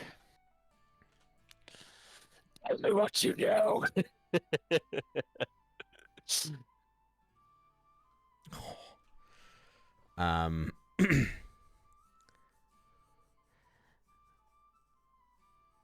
How would you know about them? I heard a rumor, someone at the races talked about, Ceridan's cousin in Riverhaven does a better deal than him. Oh yeah, well, Ilarion would not be of help. And you hear in the back of there, like, in your head, how the fuck does this guy know my brother? What the fuck? His brother, did he just say? Did you mean his cousin? I meant cousin, sorry. Yeah. The fuck doesn't know my cousin? Played him like a fiddle, no pun intended. They don't. I mean... I suppose people have got a big mouth. Last time I do any favors for them. Alright, Ceridan, listen. I'll play the game. I slide him 10 gold pieces across the bar.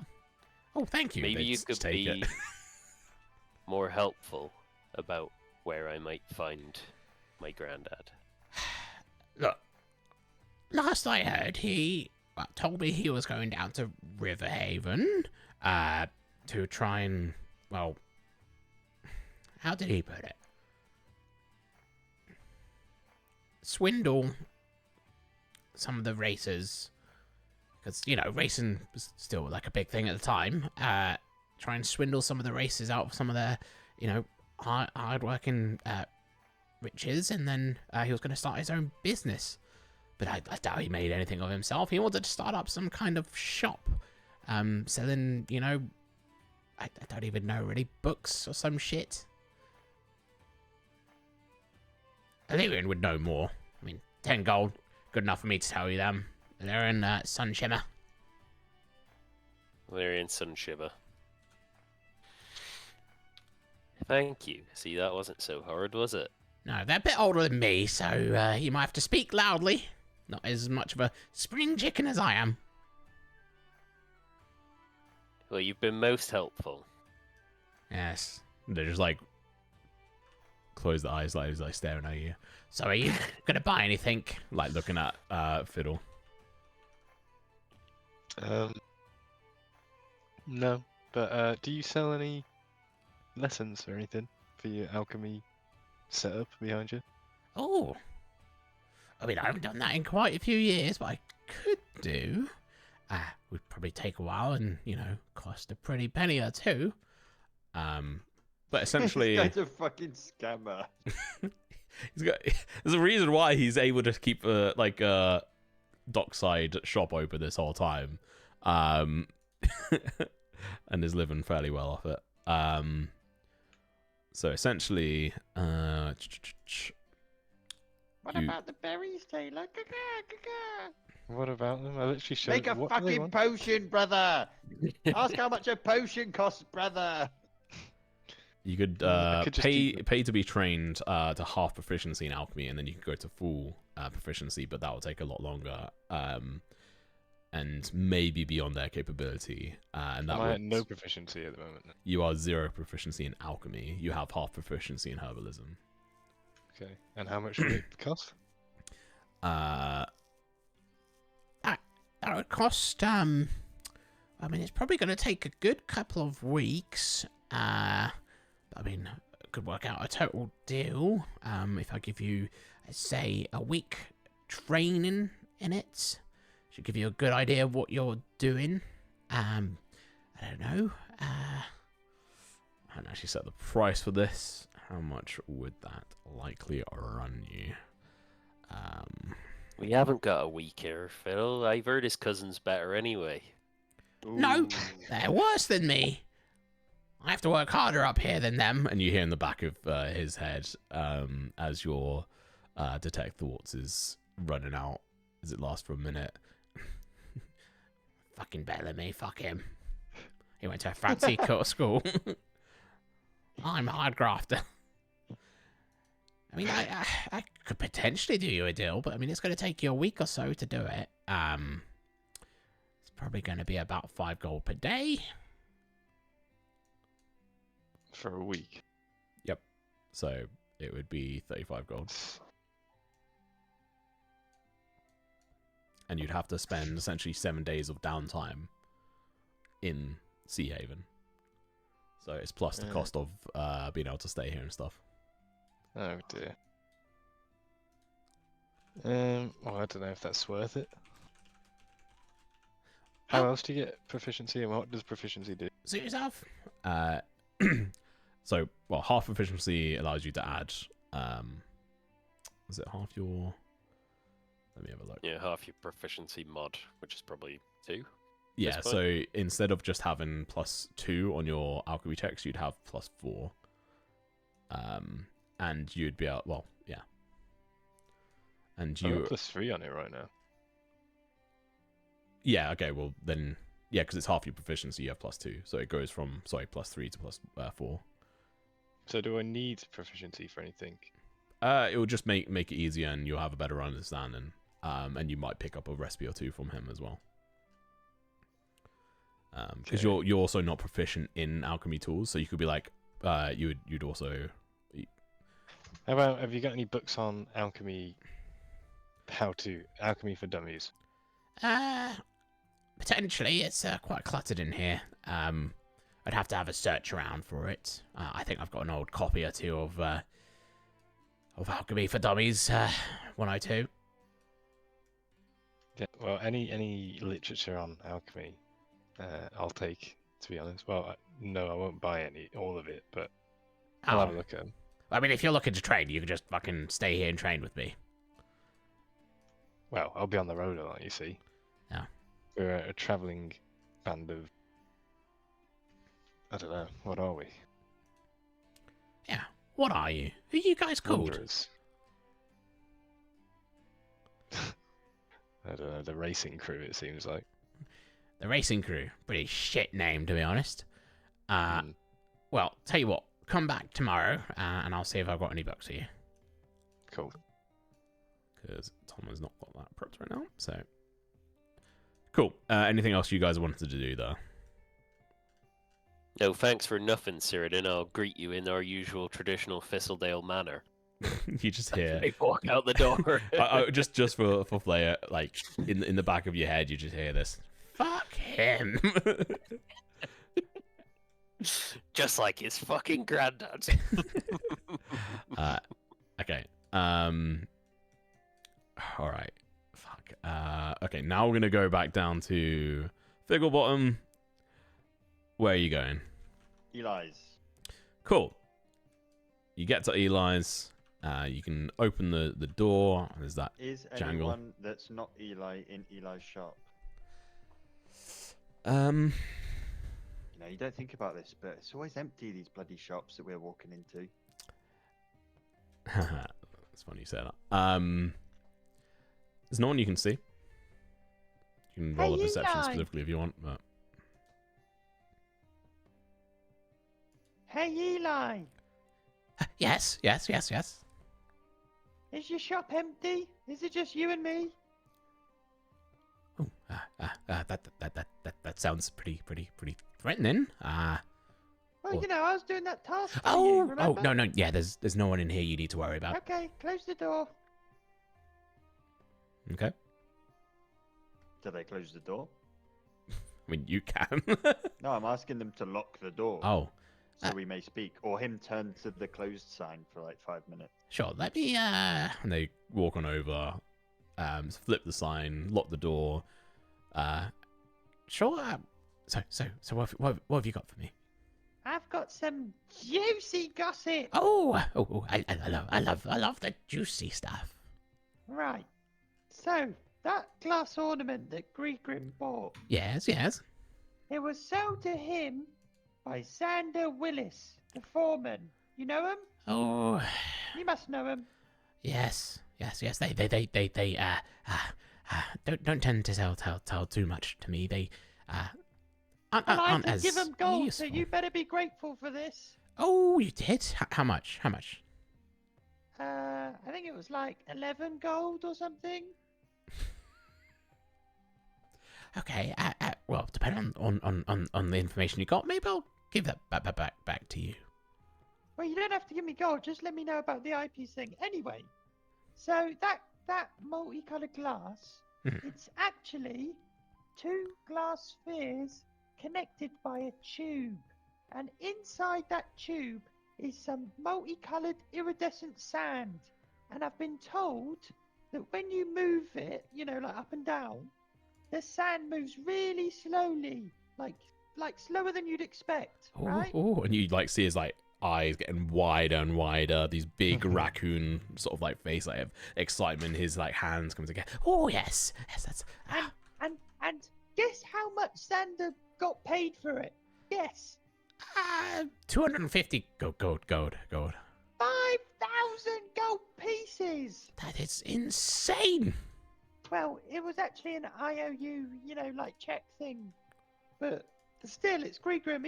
He's got the money. Oh, yes. IOUs are useful when transacting Big money. such large amounts. That's a lot. I'm very interested in it. Okay, the gossip does not stop there. There's one more thing. Oh, Gregrim's hosting a party on the 16th. And I've been told he's going to show off this item. He's going to show everyone what it does. So we need to get to that party. you can see them thinking. Yes. Oh, interesting. They don't let Eli or my friends to those parties. We got, you know, some kind of notoriety at times. Do you have a way in? No, not at the moment. you either need a fancy invite in like a wax sealed letter, or I guess you could sneak in. Are you good at sneaking? Yes, but what do you want me to do anyway? I can't really steal it off him. What's the end goal? That's a bit tricky to say. What's the end goal? You want to have it for yourself? Well, it's part of a larger picture. If it's something super interesting from whence it came, then I prefer to be in our paws.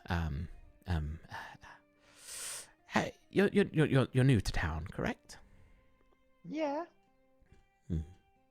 So you don't know much about the goings on here, do you? Well, depends what you're talking about. I know a few things. Well. Do you know of the they're looking you, eyeing you up and down. Well, you know Ashen Reach. Do I know Ashen Reach? It sounds familiar to me. It's the region to the north in which there was a war raged that was easily won, and the region was dominated and left shattered to pick up the pieces, with no attempt from the Luminary Court to even bother staying. It's past like giant set of mountains, past the Mistwood forest, which is further than you guys went, up to the Somnia Temple ruins. So Illuminary Court wards there. Yeah, they and then left it barren. Yeah, there's rumors of essentially just the civilization dismantled, settlements in ruin. Like it was. There is talks and there's like of like discussions of like horror scene there, and from your perspective, like a easily won war, with some potentially questionable ways of achieving such and having left it in such a way, and the fact that the Luminary Court, had presence up north, but then they went away without even leaving much of a presence up here because of it's a bit weird to like win a war and then leave the land empty, right? Mm-hmm. That's what you kind of yeah. Well, I know a bit. Why? Well, we have a way of I'll just say we send up expeditions to smuggle some stuff from the Ashen Reach. Dangerous area, very very dangerous and sometimes horrifying. But we also run a black market of items from there, and also from the sand trawlers. See the sand trawlers get the sand from the Cerulean Reach and the close island nearby, and there's rumored to be drawing ruins underwater from many years ago, and that's where some of this stuff comes up, and that comes to your eyepiece, your questions. This, and they like clink their 3 like multicolored, different colored lenses. This is dwarven. I think they're the only ones who could do something like this. And right, okay, Eli. I want to make something it's similar to your eyepiece. Right. Let me get this straight. Your eyepiece can detect magical items, right? You can figure out what they are. Yes. I want an eyepiece that helps me spot things really far away, so I can hit them from range, And like, if I'm looking for bandits in the forest, I want to be able to see them really close. Do you know what I'm saying? There's like a quirk, like tilt of the head.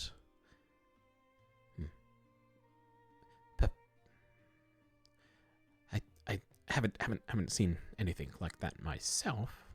Sounds super exciting though.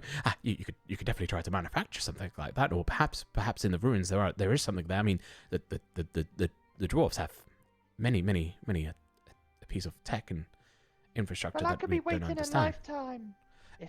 You know, every now and then something shows up in the sun sifters, right?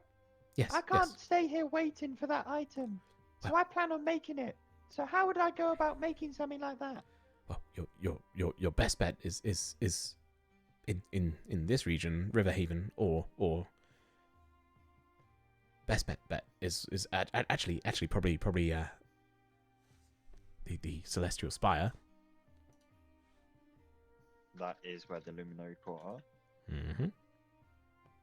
which is very, very, very fucking far away. Mm-hmm. They Okay. they have refined magics there that outdo what we have in this region. But Riverhaven has pretty good potentials. Well, maybe it doesn't even have to be magical. You know, there was some like weird shaped glass in the Temple of Helia, and it like, it like pointed at strange angles and things. Oh, yes. Well, we have one glass blowing place here, but they're more of a gimmick than they are of use. Yeah. The blown bubble. Well, it needs to be like super see-through and clear. I don't think you can make that here. No. Riverhaven would need to be Okay. your spot. Well, Well, what's the next plan, Eli? Well, I think it's best if you. I think this I mean, one. you want to know what it does, right? You don't want it before you know what it does, so we should find out what it does. This potentially requires more of a careful approach. If you feel you're up to the task, you could, but you've also already given me a decent amount of information, and the reward is yours, and we'll deal with the rest. Unless you want to be involved, could be interesting. You could potentially also take on other things, such as trying to go to Ashen's Reach, or try and find the Dwarven ruins. If you're looking to stay here. Those both sound very interesting. This path to Ashen's Reach, how do you do that? Oh, through the mountain passes, but we have a hidden route. Okay, so that sounds like a very long time Yes, and dangerous. quite the trip. What The about adventure. these ruins? The rumors about the Dwarven ruins. How would we potentially find those? But they're deep underwater. Potentially, we've got some information, but unless you're properly validated, we can't just give away that information. Okay, fair enough, Eli. I mean, this party's only in 2 days. Do you think you'll be able to sort something out in 2 days? Maybe it helps that I'm new to this town, That's true. I'll talk to Cora and come back to you. It's not my call to make. Okay. One last thing. Yes. I'm gonna rummage around this place. And then I'm going to rummage around this place. Okay. Can you roll a 1d20 for me, please? Another 5. We've got a lot of 5s today. You've got your inspiration, don't forget. I've He's used it. Oh, shit, okay. Actually, can you roll a 1d3, which I know isn't technically a dice that is often used, but roll 1d3 as well. Should have done this first. That's no problem. It's a 1. Okay. First rummaging around, you find a miniature ship within a bottle, but it's like fairly opaque, so you can only see like parts of it. but like from what you can tell, it looks like of decent design, and you can like move around the ship within the bottle. Roll the 1d3 again. Okay.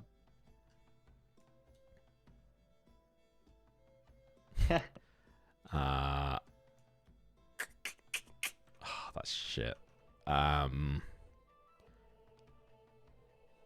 Okay.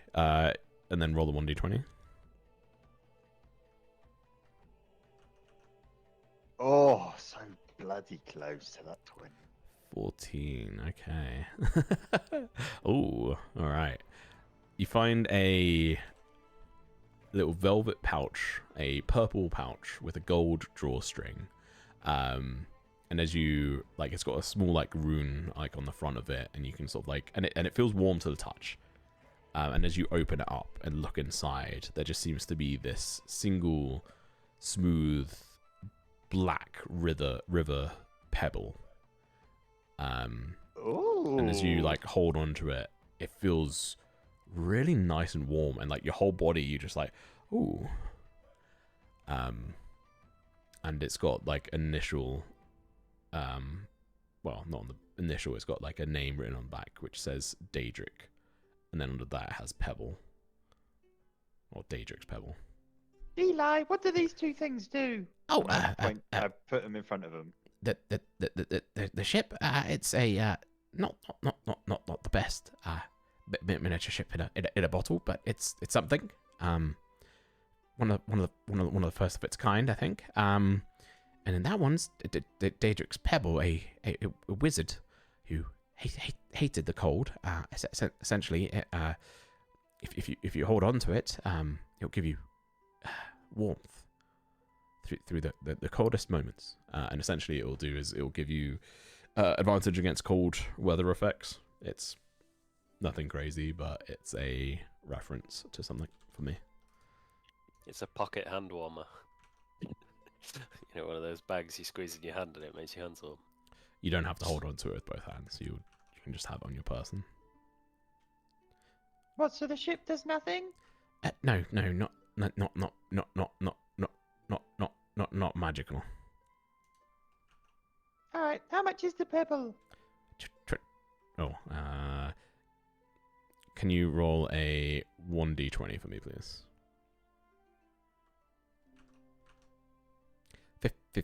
15 gold.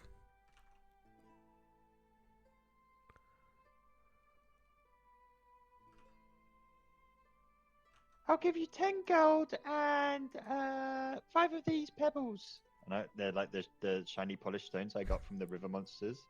I'm gonna give 5 of those to him. Oh, that seems like quite a deal. I mean, do you want this lens I promised you as well? What, the ship? Is No. that what he's talking about? Like, you'd offered up, like, wanting information. He'd offered up a lens in exchange for the information. Like, okay, is the lens, what is the lens? A clear lens? It's the cracked lens of identification, which he'd told you about. Yeah. His old one. I forgot about that. Yeah, go on then. And then I'll meet you tomorrow and talk about, the thing. Sure. That'd be good. I'll look to speak to my associates soon enough, and they will hand you the pebble, and they'll take the 5 pebbles off you and the 10 gold, and they'll hand you the lens, and they'll tell you what it does, and hand it to you, and that is now in your inventory as one of your first quest rewards, kind of. You've kind of done by yourself. Yeah, that was sick. Yeah. And so, yeah, I mean, it's up to you if you want to say what it does or not, but it's fairly obvious in the name.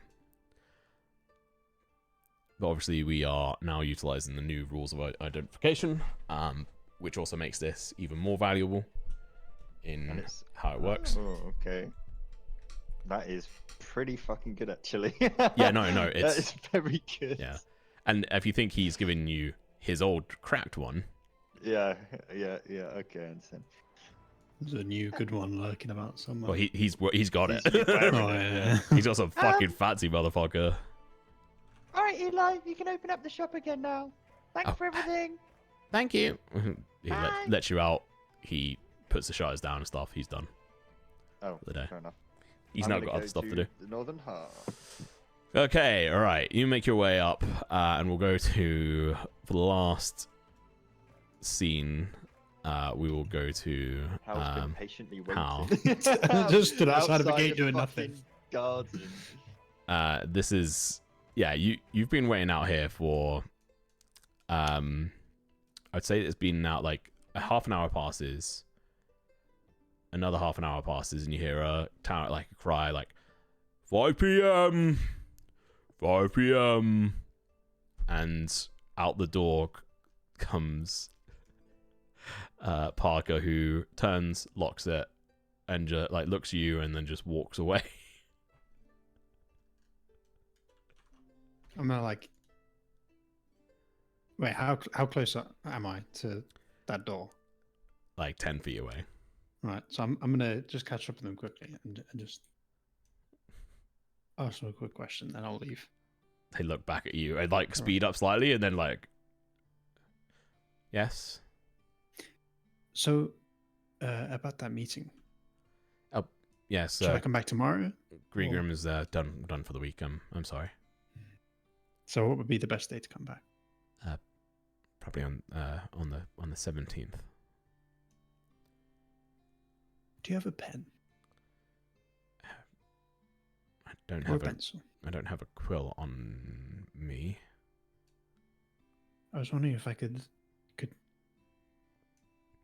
leave a message. There's just like a deep exasperated sigh, and I breathe out.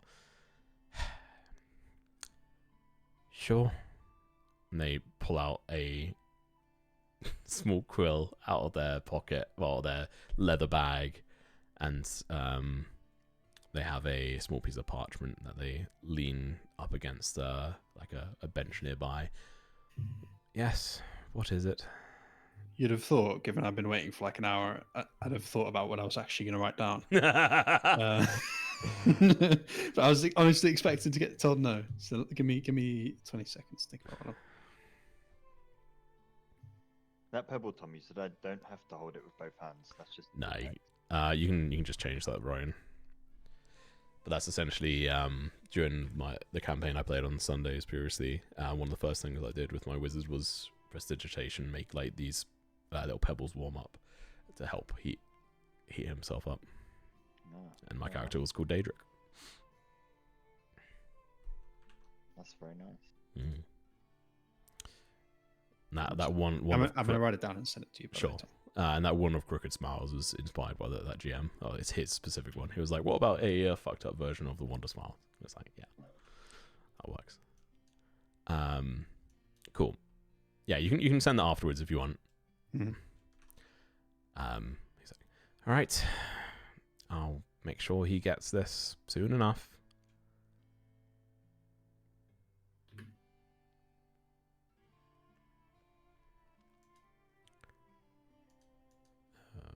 Sorry, I'm so busy writing. What were you saying? He just sort of said, I'll make sure he gets that soon enough.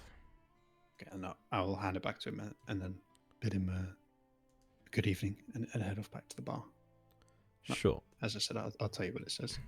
You don't know which bar we're going to, right? You're just going to go. Well, I was going to head back to the draft, yeah, because I know we're staying there. Cool. So, final question. So, when they said done for the week, how many days is it until 17th. next week? It's just 7 day week. 7 Yeah, days. Yeah. 7 days. So is it Friday now? You're technically on Friday now, and then the Saturday, Sunday, and then Monday. They have like a very similarly like built system as ours. The days of the week are technically different, but if you say like Monday or Tuesday, that's fine. I'm not going to get high horsed about it all. That's why I kept it at 7 instead of 10.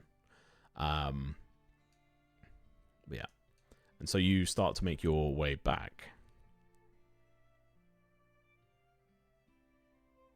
Out the corner of your eye, as you make your way down here, you see like a slight glow come from an alleyway. The door.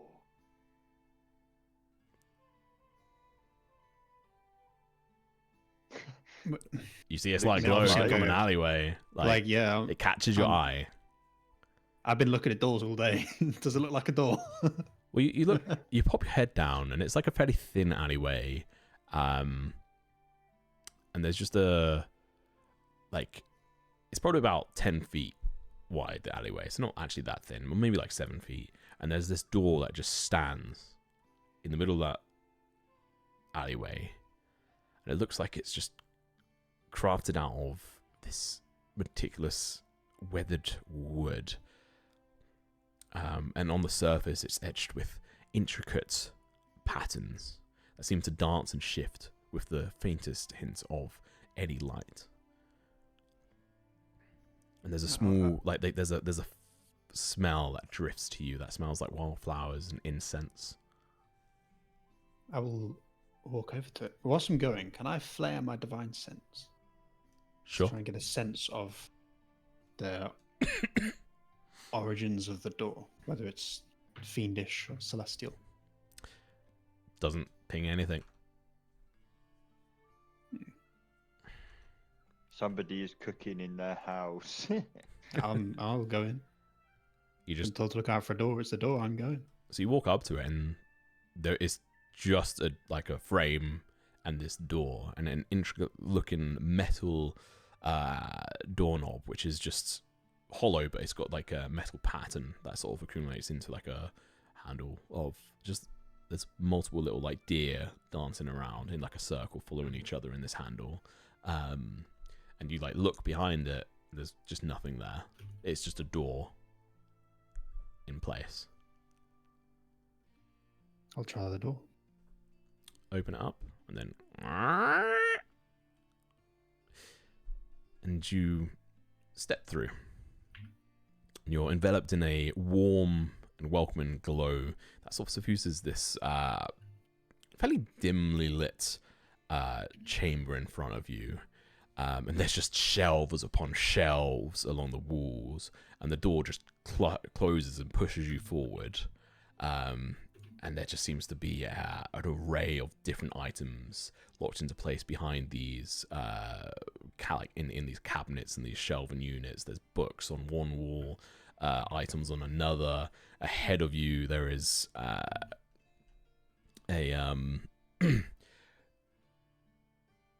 stack of shields piled up towards the ceiling, and the ceiling is like 20 feet high. And you look up and towards the ceiling at this point, and there just seems to be stars glittering up and around the top. And you see a small figure walk down one of the pathways in front of you and then disappear off. And it's a very small looking individual. It takes you a moment for your eyes to adjust, and they look rather ethereal in nature. They don't seem to have like a physical thought form as they sort of glide on past. And beyond that, you see another row of shelves, and deeper in, you hear the buzz of conversation. Yes, of course. I could be interested in that. Oh, interesting. And just sort of back and forth conversation about, oh, you've collected many, I see, this time. And it is seemingly a shop that you've walked into. I'll walk towards the voices. I just sort of say, excuse my intrusion. I was told to look for a door. And, well, your door stood out. So I presume I'm in the place I'm meant to be. And you approach, there's this desk. Shopping counter with an individual behind it. But first of all, you notice a large framed individual of about 6 foot. And they are seemingly a giant rat in nature. And they look at you and hiss and then dart off. And the individual behind the desk, you look at them, and you have to do a sort of a double take. This person, or this individual, this being, seems to be an ethereal. You speak this, and as you like your last words taper out from your mouth, you notice like they look like the sky, but they've taken a humanoid form, and where there should be eyes, there are just two like twirling stars that are just constantly sort of like slightly moving around their face. What is it you asked again? I didn't ask anything. I just said that I was told to look for a door, and yours seemed like the right one. Oh yes, don't mind Scabbard. He's a bit of a weird one at times, a bit spooked. Welcome. I am Elonde, Star Whisper. This must be your first time. I don't recognize you. I'll extend my hand for a handshake. They lean over, and it is the weirdest, like, electrical sort of sensation of a new matter that you've never have experienced or touched before, and it's like almost like invigorating as they shake your hand. It's a pleasure to meet you. I apologize for scaring your friend. Oh, it's fine. They'll be back. What is this place? Oh, this is, well, an ageless shop.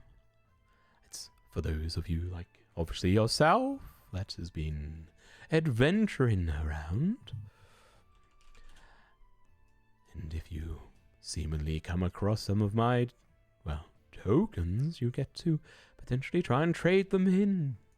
Oh, you must have found a few to find a door. So that's what these are. And I'll pull out a little pouch of the smiley face coins. Oh, you found some of my whimsy tokens.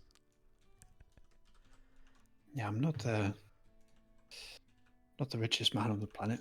I only have 13. What can that get me? That's a good start. I mean, what are you after? We have quite the display and quite the room. Truthfully, I have no idea. Why don't you give me a tour? Sure. So, if you're into, did you say 13? 13. Well, we have anything from rings of protection to gloves of ogre power to one of my favorite is the robe of the archmagi. But a bit out of your price range, those would be. I'm also not much of a mage. We have some consumable adventuring aids, like the Emberstone Amulet, Chuckleberry Seeds, Stormballer's Conch, a Feather of Levity. That's an interesting one. 13 may not gain you much, but if you need some potions, which are fairly hard to come by, they cost 5 apiece. I don't want to know how much that potion in my flask cost. For your drank. That is disgusting. Right. It costs 5 whimsy tokens for like a normal potion, a normal healing potion. Well, it's either the exchange rate is bad. Well, normal, common sort of level things can range. I'll just, fuck it. General range on here is going to be anywhere between, for like a common magical item, is 1 to 10. Uncommon is 10 to 20 plus. Rare is 20 to 35 plus. Very rare is 35 to 50 plus. Legendary is like 150 to 200 plus. Yeah. Unique uncommons is 10 to 20 plus. Unique rares is 35 to 50 plus. And unique very rare is 75 to 125 plus. I'm in the market for some items, not consumables. Oh. Need to save. So, I'm not that kind of guy. You could find plenty of these around if you go on adventures and such. It's part of the mystique of these items. But So can I just pick anything, or? Well, This is Luke talking, not. if you tell me a common or uncommon item, I can then tell you if he has it and how much. Or I need to do some sorry, they don't have a perusing. gender. yeah, so you can essentially go and have a look for like an common or uncommon, and depending on what it is, you may be able to get it. But I've got a list here of prices and stuff that I've. Can I consult the books and get back to you in Sure. DMs?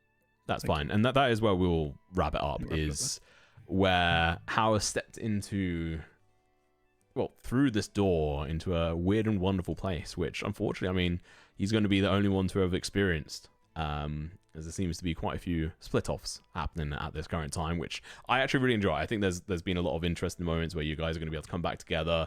You're going to have to do some arguing, some talking about what's going to happen, and figure out what you're going to do about Thistledale and everything else. I think a fairly interesting session. How about how you guys all sitting on it? Who knew Shadows of Thistledale was a roguelike campaign, and he's just found the passive currency that levels us up. It's so essentially the way it works, and there's still like mechanics on it I'm kind of working on, but you have a chance every time you essentially do something that I would consider like an adventurous kind of act. And if you're like looting something, there's a chance that you may find some, and then I do like a roll of how many you may find. So it's essentially like if you don't adventure, like you're not going to get any more. And so there'll be people who would have come across this and then like they just never adventured again, and that was it. But I bet Eli's got some whimsy coins in his gaff somewhere hiding about. who knows? I Yeah. bet there's some whimsy coins in the sand being sifted. Theorizing, but I reckon this door will appear anywhere as well. It's not like we have to come back to this town. Yeah. Shop, It seems that way. That there is a random chance on it appearing, and and there's a mechanic behind it, which I may change and delve into and figure out. But there will be ways to be able to gain access to it easier in the future. Otherwise, you'll have to depend on the random chance. But like this is probably going to be the best way for you guys to find stuff, to get this stuff outside of just adventuring. So there's multiple ways to get magical items in this world. A shit ton of gold, finding them or killing people for them, doing quests for them, or getting the tokens for this. And they have a fairly large avenue of availability of stuff in here. They may not have everything all the time on this front, but this will probably be one of the easiest ways for you to get a bag of holding, which I will say isn't the same as like a default bag of holding. It's considered a very rare. Can't wait to get a bag of holding and put all three of us small boys inside of it. Just open the bag up and he'll be able to dive out. just me while singing. Surprise attack. It's like when Can I we did sling the one. bag of holding at someone and then you just like burst out?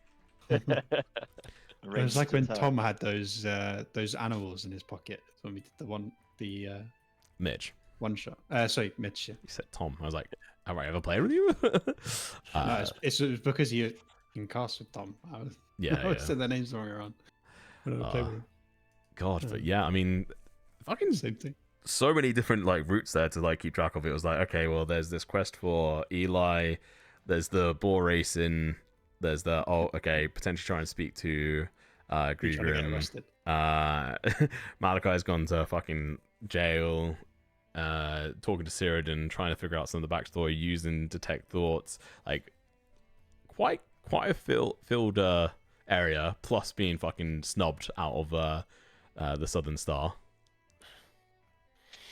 This is starting Theo's villain arc, getting thrown out of the Southern Star. I wanted to burn that place down immediately. As soon as they snubbed me out of there, I was just like, I'll kill you all.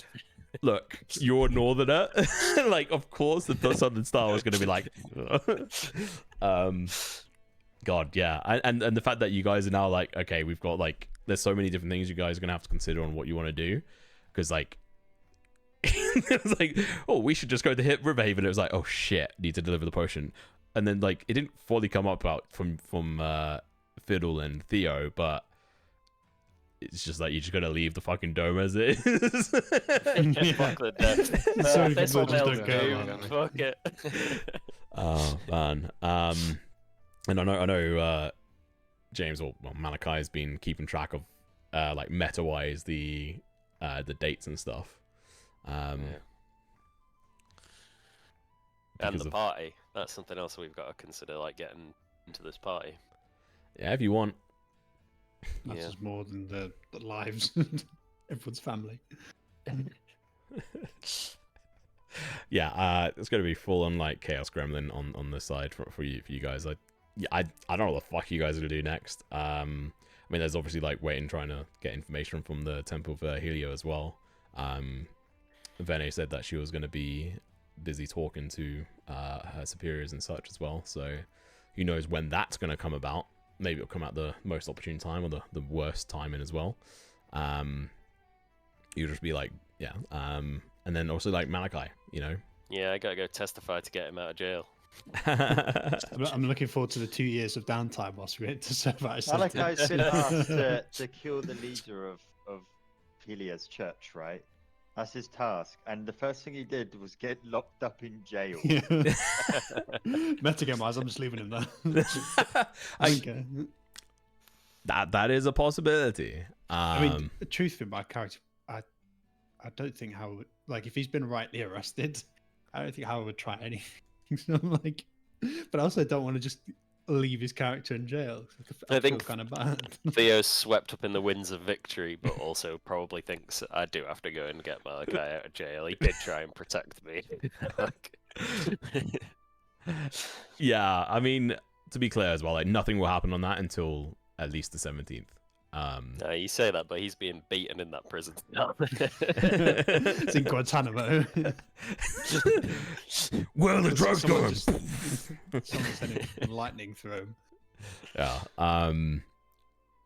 God, yeah. And there's still more to town for you guys to potentially explore and stuff. But you know, if you guys move on, that's also fun. And if you guys decide not to go back to Thistledale, that'd be one hell of a turn of events. But yeah, that's. I mean, I know how it's. Yeah, he's committed, very committed to resolving the. Yeah, I feel like we've got very sidetracked on the objective of what the dome doing. Who's we? Oops. Who's we? I spent this entire night trying to get some more help. And you got turned snubbed. down by You got red Arsenal tape. You got secretary. bureaucracy out of there. It's kind of like that. You're just like a small town, that small village bumblefuck. You probably saw. Villain arc. You probably saw like some kind of like minor like effect from something else and thought it was like Bigfoot or some shit. So just like, oh, look at this hick. Thinks he's all big coming in here dressed in armor. It's just this guy that's just riddled, like he's got a massive bite scar on his neck and like, cuts on his arms, and it just stood there like, yeah, there are some things trying to kill our families. Can we get some help? And this guy's, I don't believe you. Yeah, that guy's a prick. But yeah, lot to go through. I don't think Malachi's going to be here for the next session. So Serving a sentence. yeah, Prison session times 2. he's in hold for a bit. He'll come out a new person, hopefully. Or A new killed it. character. He's merged in prison. Yeah. I think his deity might kill him for failing his task in too It's slow like a it- fashion. Is it The Simpsons where it's like the dog died on the way back from Mars or something? Don't remember. There's like a cartoon in the universe. And Yeah, there's I like think one I know what you're episode, talking like about. at the end of the episode, it's just like the dog died. That's just how the episode, like it just cuts to black and it just says the dog died. Jesus. That's Malachi. It's just, we cut to black and like the end of the next episode is Malachi was shivved in prison. There's just no context, just a black screen, and then rest in peace, Malachi. Oh, Gone and forgotten, unfortunately. you stole my oatmeal. Prepare to die. God. All right. Good fun. Really enjoyed it. Thank you very much, guys, for tuning in and also for everyone here playing. A lot of good fun, to be honest. And I'm excited to see what happens and obviously what potential item Hal decides to try and purchase. And if he's actually able to afford to, because 13, you know, it's unfortunately in like a difficult area, but yeah, an introduction for it nonetheless. And that's where we will leave it out. Thank you very much, everyone, for coming, and we will see you guys in 2 weeks' time. 2 weeks' time? Yeah. Bye. Bye. So Bye.